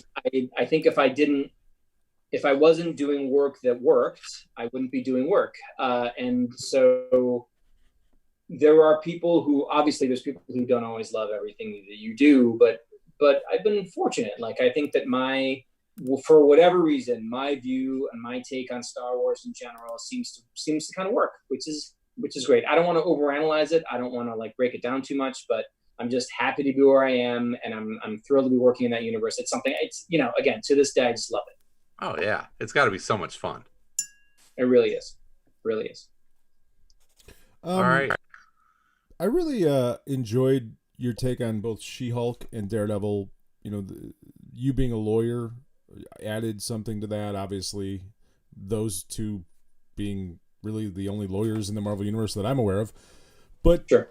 Was there anything about that as sort of going, I don't want to just be a writer that writes lawyer characters because there's only a few, or was that something you really enjoyed with those characters, being able to I enjoyed it because it was a way to use a skill set that I spent a lot of time and a lot of money getting and developing and so on. Like, I practiced law for a very, very long time. And I was the first lawyer to write She-Hulk or Daredevil. And I wanted to sort of, you know, in theory, show what my expertise could do with those characters, and write Daredevil the way a lawyer would behave in many ways. And Daredevil is, you know, he's either as a vigilante, he's a terrible attorney, kind of. Like, you can't really do both of those jobs, no matter what you tell yourself. But so that was kind of the challenge for me, is finding a middle ground where Daredevil could be Daredevil, but also really try to write him as an ethical attorney who cared about his job as an attorney. So I don't know, I loved it. And I think that my background as a practicing lawyer for a long, long time really informed that character. And the same with She-Hulk. I mean, she, in the series that I wrote, she had just opened she had put out her shingle, which means she'd opened her first practice, her first shop, where she was practicing as a solo attorney. And that was right around the time that I had done the same thing in my own practice. So I was able to use a lot of the the challenges that faced me as a young attorney opening my own practice. That really informed that take. And so I think readers can smell authenticity a mile away. And I would like to think that my runs on Daredevil and She-Hulk had that sort of, I don't know, scent of authenticity, that sheen of authenticity that made it feel like, all right, well, this is giving us details and a feel that we don't get from these characters every other time necessarily. That was my goal, and it was fun to do. And I don't know that I need to write lawyers every time, but I like laws and government and systems and structure and infrastructure, and all those things are appealing to me. So if I can put those things in stories, I'm going to do it. Cool. No, I think it worked great. I mean, it was, especially, I'm a Daredevil fan forever, and oh, cool. You know, I don't think anyone had ever really had that sort of expertise. Obviously, writing a character like that, and with Daredevil, it's always been a lot of, with him, how does he justify being a vigilante and being a Catholic? And oh yeah, sure. So it was really interesting to see that other perspective, or that other side of it. Yeah, look, you can't be a vigilante and a lawyer at the same time. You can't, like, in the real world, absolutely not, no way. But you know, and you get so that was the challenge of it. Like, how do I make it work? How do I rationalize it in his head? How do I make it happen? And it was fun. And every Daredevil run, like Daredevil, man, God, that character has been written by so many brilliant writers. You know, from, I mean, Stan Lee to Frank Miller to Bendis to, like, God, like the list is endless. And Chip Zdarsky's run right now is great too. And so you don't want to be the person that people talk about as writing the bad Daredevil run. Because it's, and the same thing I did, my first work for the big two was on Swamp Thing. And that's the exact same thing. It's, you know, it's Alan Moore and Grant Morrison and just Scott Snyder and, like, you know, all these people who developed that character in a really special way.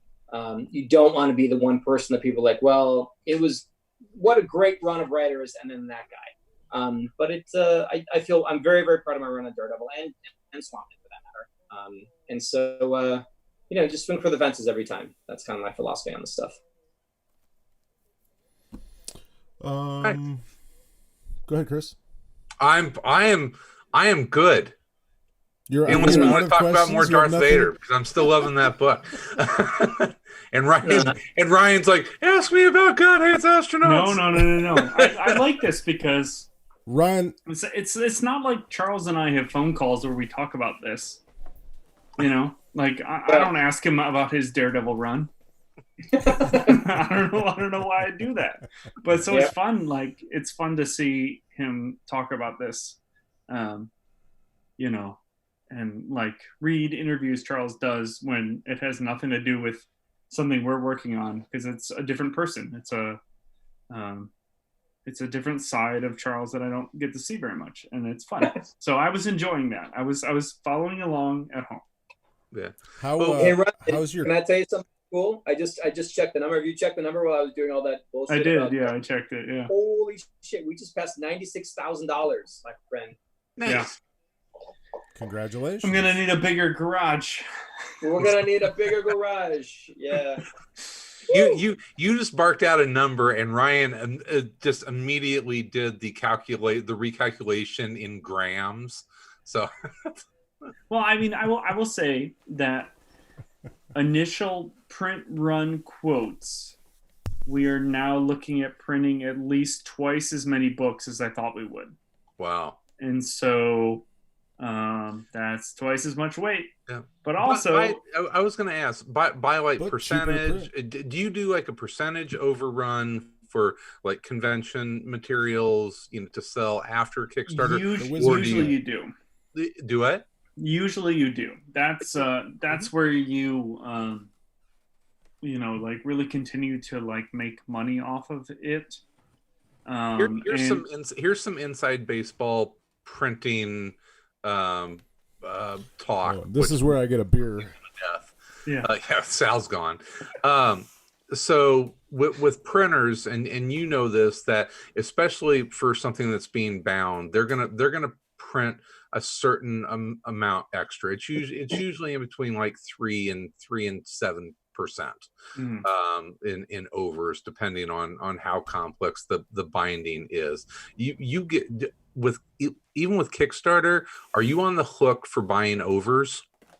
Not with the printer I use. Okay. I have heard from people that use other printers where they will do their overprint of 5, 6, 7%, and then they will charge you for all those, even if they're unsellable. Yeah, it's part of the printing industry. And whenever I was buying a lot of print, I always had an agreement with my printers. It's like we'll buy overs, but no more than 3%, or is sometimes dead. 2.5%. But I didn't know if you factored in overs and that became your like convention. No, stock. I mean, I think it's pretty crappy of a printer to give you a quote and then add on the paying for the overprint, because well, here's the reason. Overprint is expected, right? So it should be part of your quote to begin with. Just like they can calculate your shipping based on how much the weight is going to be of the package.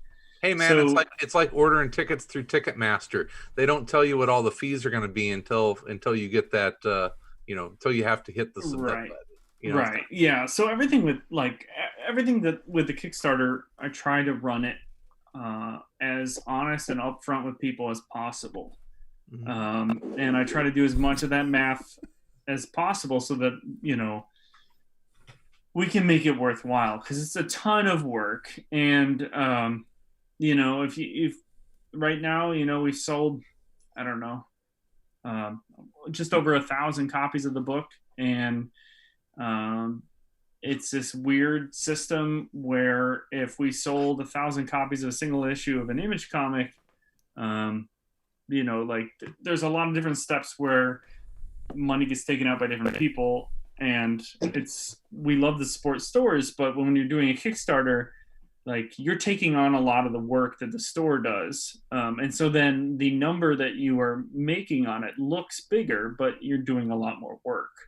So again, it's like trying to budget for all that. Like, the reality of it is every book that we sell through this Kickstarter is more work, but it's work we wanted. It's work we're excited about.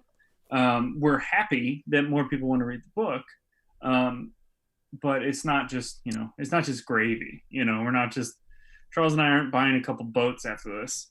But what we are is we're celebrating the fact that we make this great book. The yacht payment hasn't right. been. Yeah. We're excited because everyone's buying our book. And, we're in this not for money. We're in this to tell stories. Otherwise we'd just be investment bankers or lawyers or something.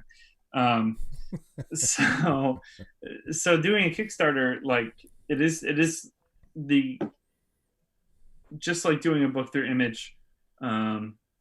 It's just, we're in this because we want to tell the story. And so seeing all these people that want to actually buy this book, a lot of them has read it before. And they like it so much they want it again. They want to have that version on the shelf. They want to have a permanent archival copy, and then they can lend out their trades or whatever. And that's like awesome. So I love knowing all the behind the scenes and knowing how everything works and where everyone's coming from and who all our backers are. And I see a lot of names on this Kickstarter that have backed my previous Kickstarters, but then I see a ton of names that I've never seen before. And then we're getting messages from people, I've never read curse words. This is it. I'm going to jump on with the whole thing, which is great.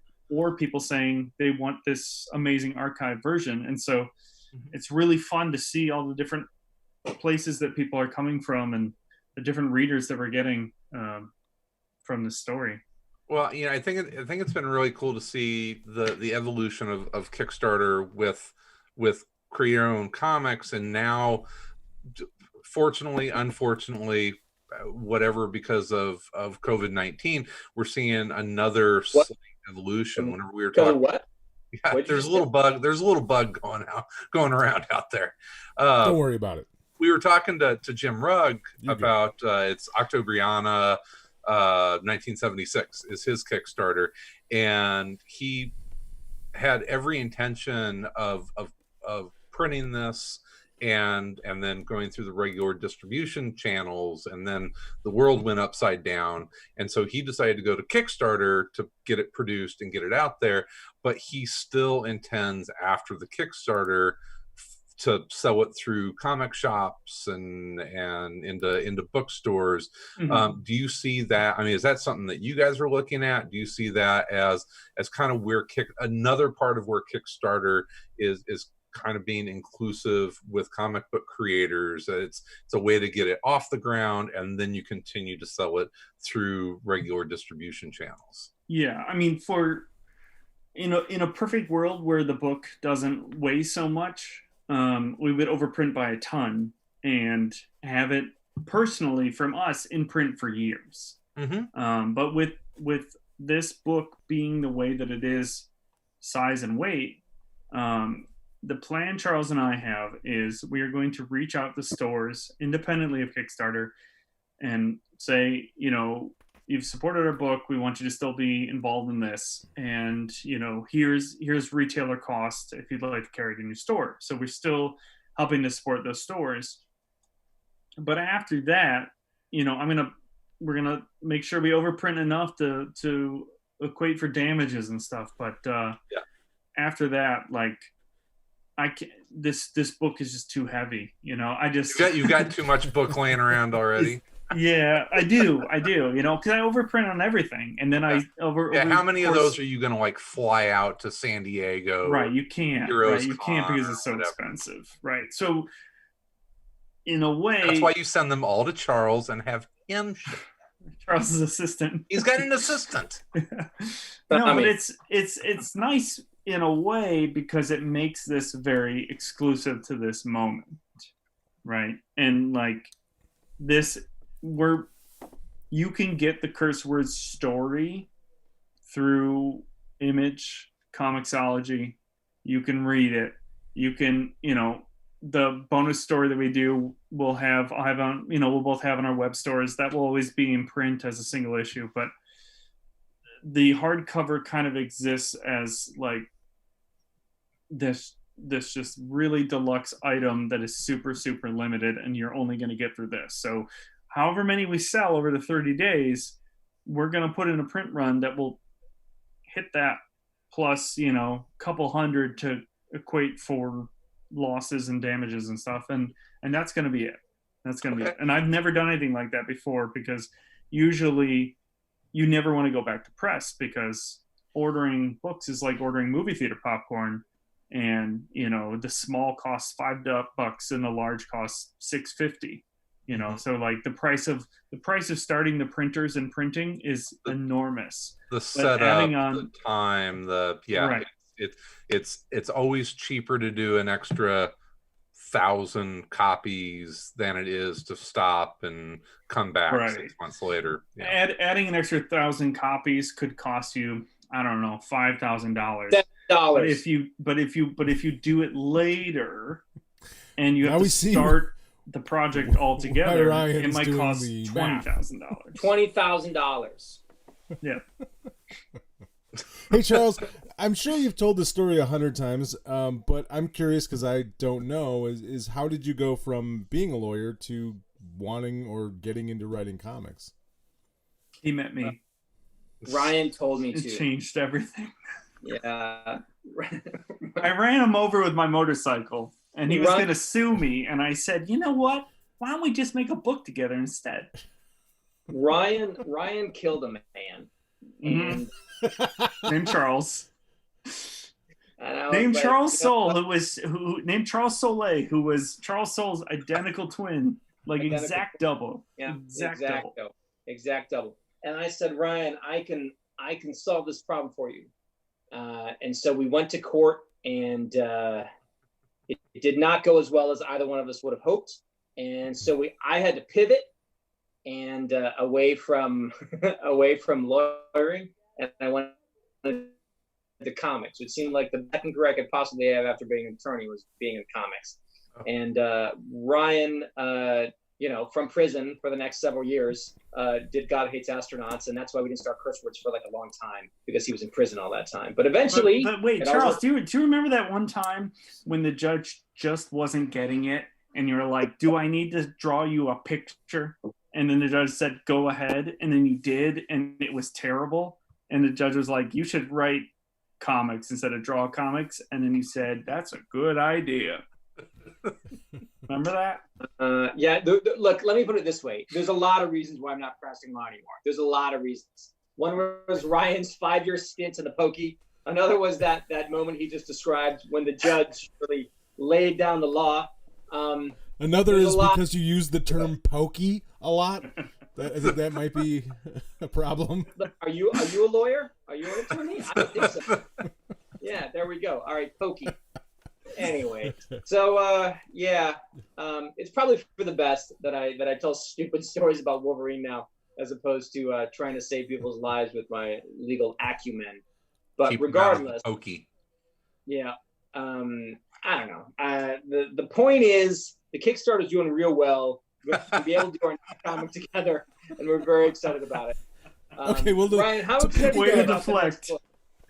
book? That's called the we're talking redirect. all this, To piggyback on that, were you surprised when you left the sort of horror show of complete lack of morality in law, and showed up in comics and found out it was even worse? It was just twice as bad. No, all right. This is ridiculous. Look, I'm an immigration attorney primarily in my practice. My job was to change people's lives, and I'd like to think that I did. Awesome. People wanted to be married. People were in love. They wanted to be together. I made that happen. People wanted to come to do their job in the States. They wanted to give a better lives to their families. I made that happen too. I mean, they had a part of it too, but mostly it was me. And it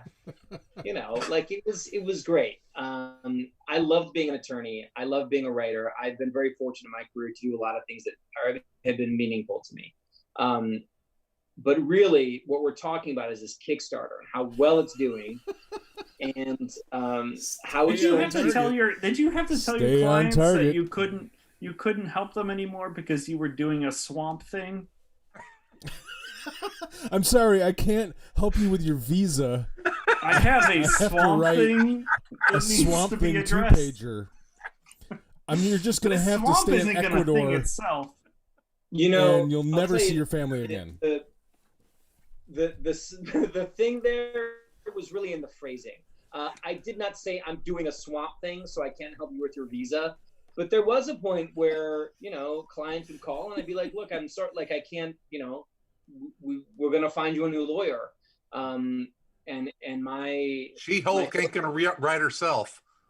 Well, maybe. Maybe. Anyway, so yeah, I sort of miss being a lawyer, but this is a lot better. But anyway, what I'm most excited about, what I'm trying to get at, is that the Kickstarter that Ryan Browne and I are doing is helping to support and fund the next project we're doing. And I wanted to ask Ryan if he's excited about it and had any words to say about what we're doing. the next thing that we haven't talked about very much in public. Oh, the new book? This is an exclusive. Ooh. I mean, what are we going to actually say about the new book? It's through Image. That's good. Is it a baseball comedy book? No, it has 8 issues. Okay. The number 8 is very important to it. It's prominent. I don't know. 88 or just 8? What? 88 or 8. just 8? Just 8. Okay. Just 8. right. It has a lot to do with Will Smith in his triumphant most recent Men in Black 4 blue role. When he did the blue Ryan, man when he's in the stop. Blue Man group. Ryan, quit it. Ryan, enough. What? Enough. Aladdin. Too much. Ah, fuck. Ryan. What? You guys are doing an You're 8-issue doing an Aladdin Aladdin takeoff? series. Kind Go of. from wizards to genies. Yeah. An asshole genie? Yeah, pretty much. Is that what we're looking Pretty at? much. Ryan, you son of a bitch. I It's see. over.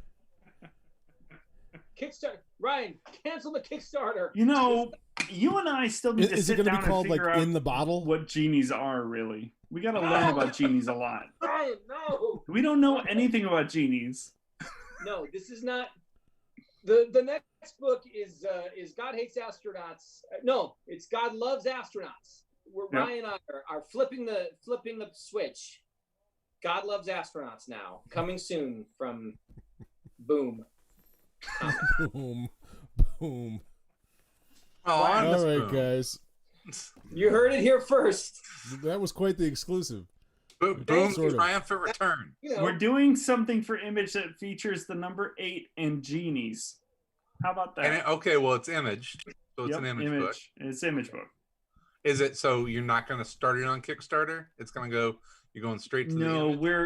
we're trying to raise money through this Kickstarter to then put back in our company to help pay for the production of this book. So you can eat and buy diapers and stuff. Mm-hmm. Is Yeah. Kirby still in diapers? Oh yeah, Okay. yeah. It's like big it time. hadn't been that long. Big time.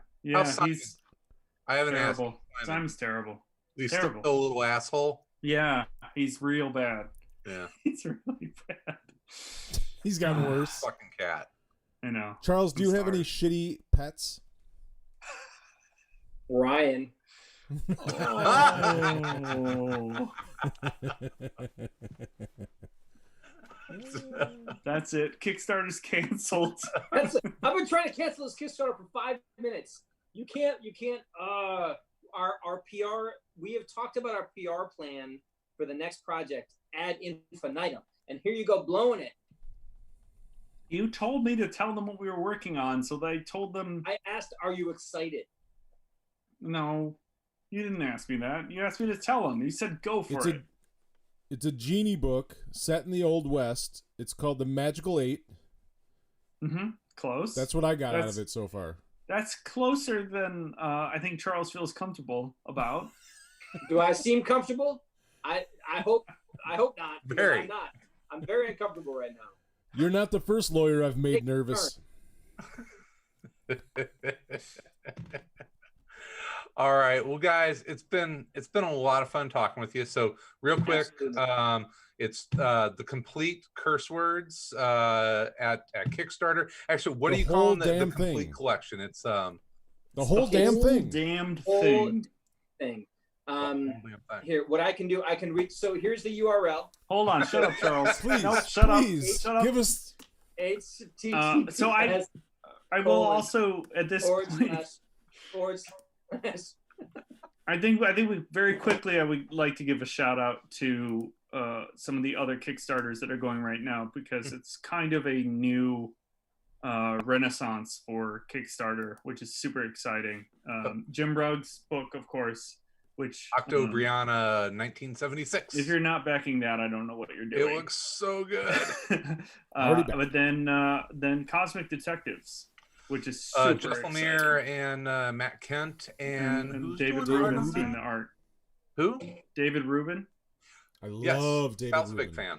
Yeah. They did a book called Ether, which was phenomenal. Yes. Matt and David. It was really, really good. Yeah. Yeah, That book's great. I'm rereading Mind Management right now. It's spectacular. Oh, so good. I mean, Matt's awesome, and to put he and Jeff together is, yeah, I'm definitely, that's actually my job. I'm supposed to be reaching out to them to talk about that. You should. Yeah. No, yeah, they're great. They're great. They're really great, and I'm so excited for that book. And I don't know, just anytime you see like a big creator going to a true, completely independent way of producing their work and reaching out to fans, and then seeing how the fans can like come out and support, it's really, really, I don't know, for me it's very, very exciting. And Kickstarter had a big like boom session 2013, 14, and then it's been steady, but usually for just board games and like tech stuff. And now it's awesome in the last like few months to just see like big heavy hitting like comics Kickstarters coming back and seeing people come out for it. And I don't know, it's very exciting. So just back all three of them. Just do it. I did. And we have 16 days left on Curse Words, the whole damn thing. It's 768-page hardcover omnibus. It's everything that you guys have done.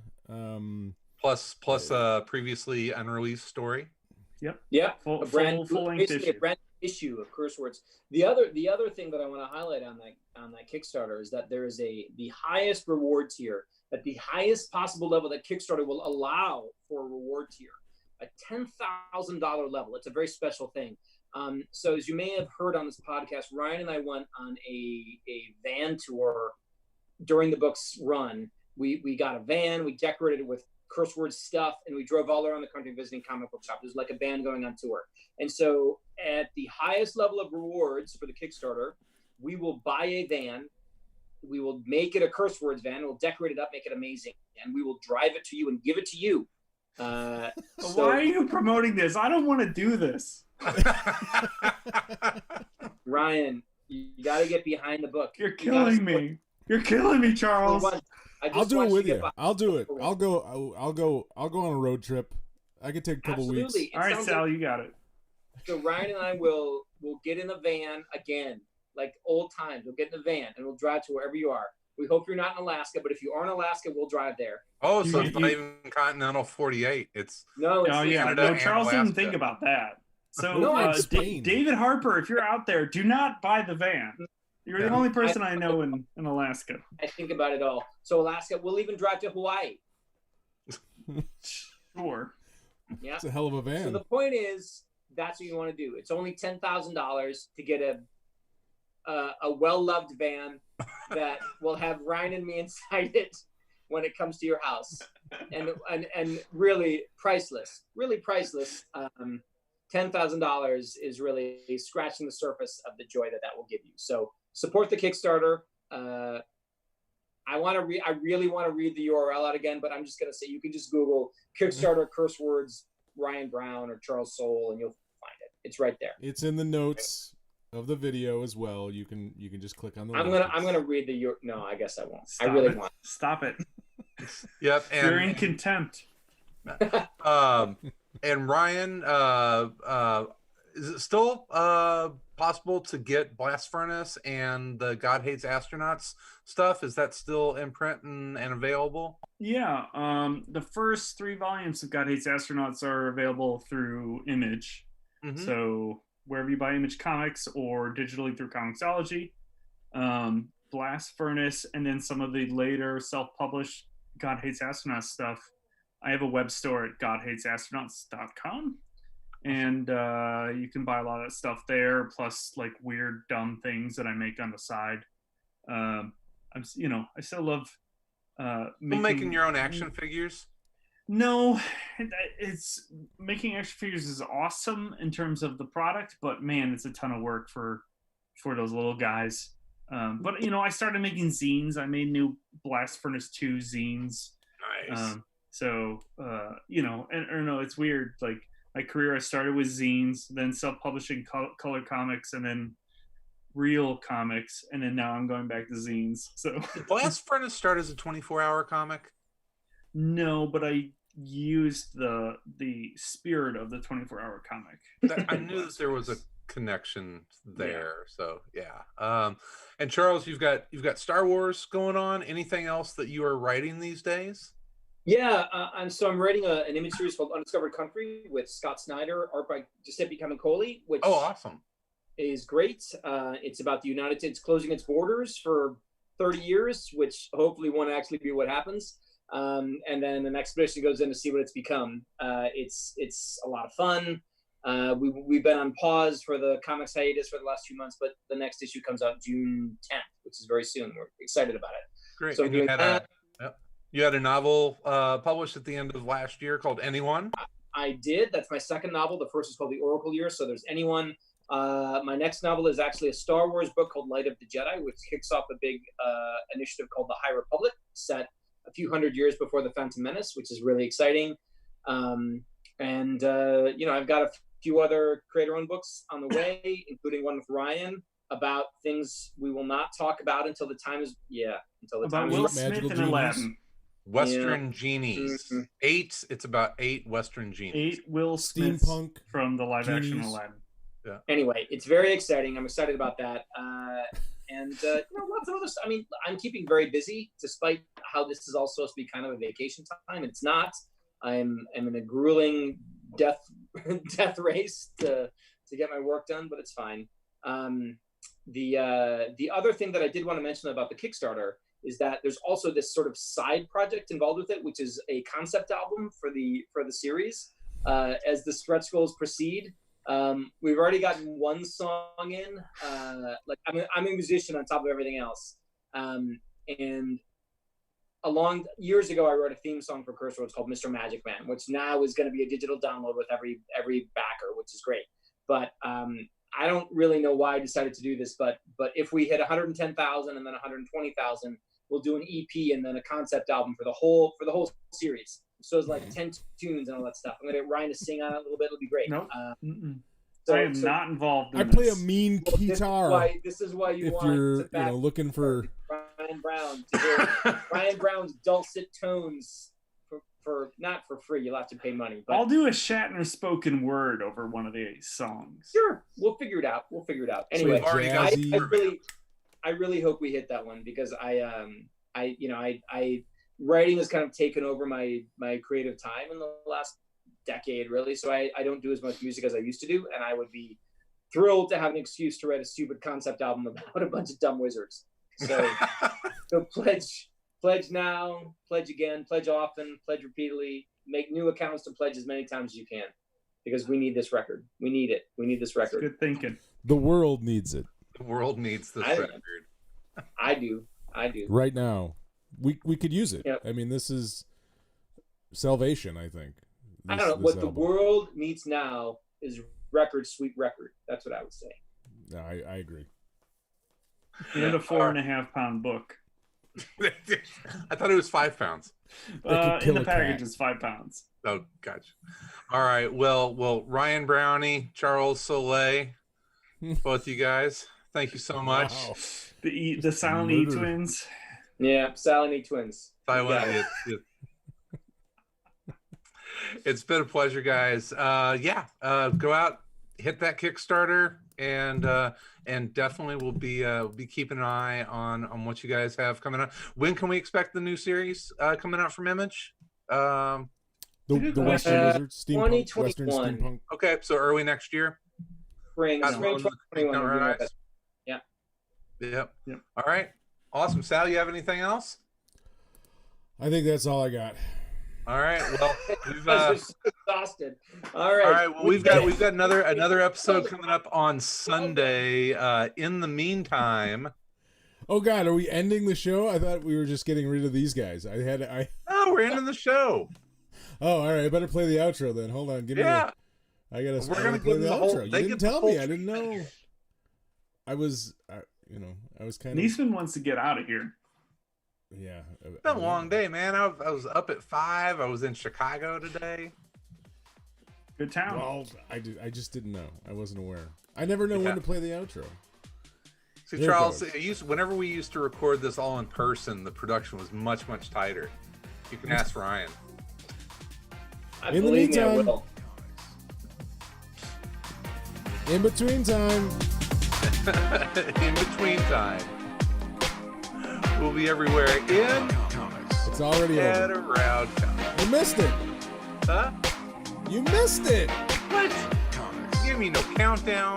There was no finger pointing. Nothing. I'm like 4 beers in. I got nothing. I was gonna say I'm not taking the rap for this, Salazar. All right, we good? Comics. Yeah. Thanks a lot, guys. That was a lot of fun. Yeah, thank you. Really appreciate it. Chris,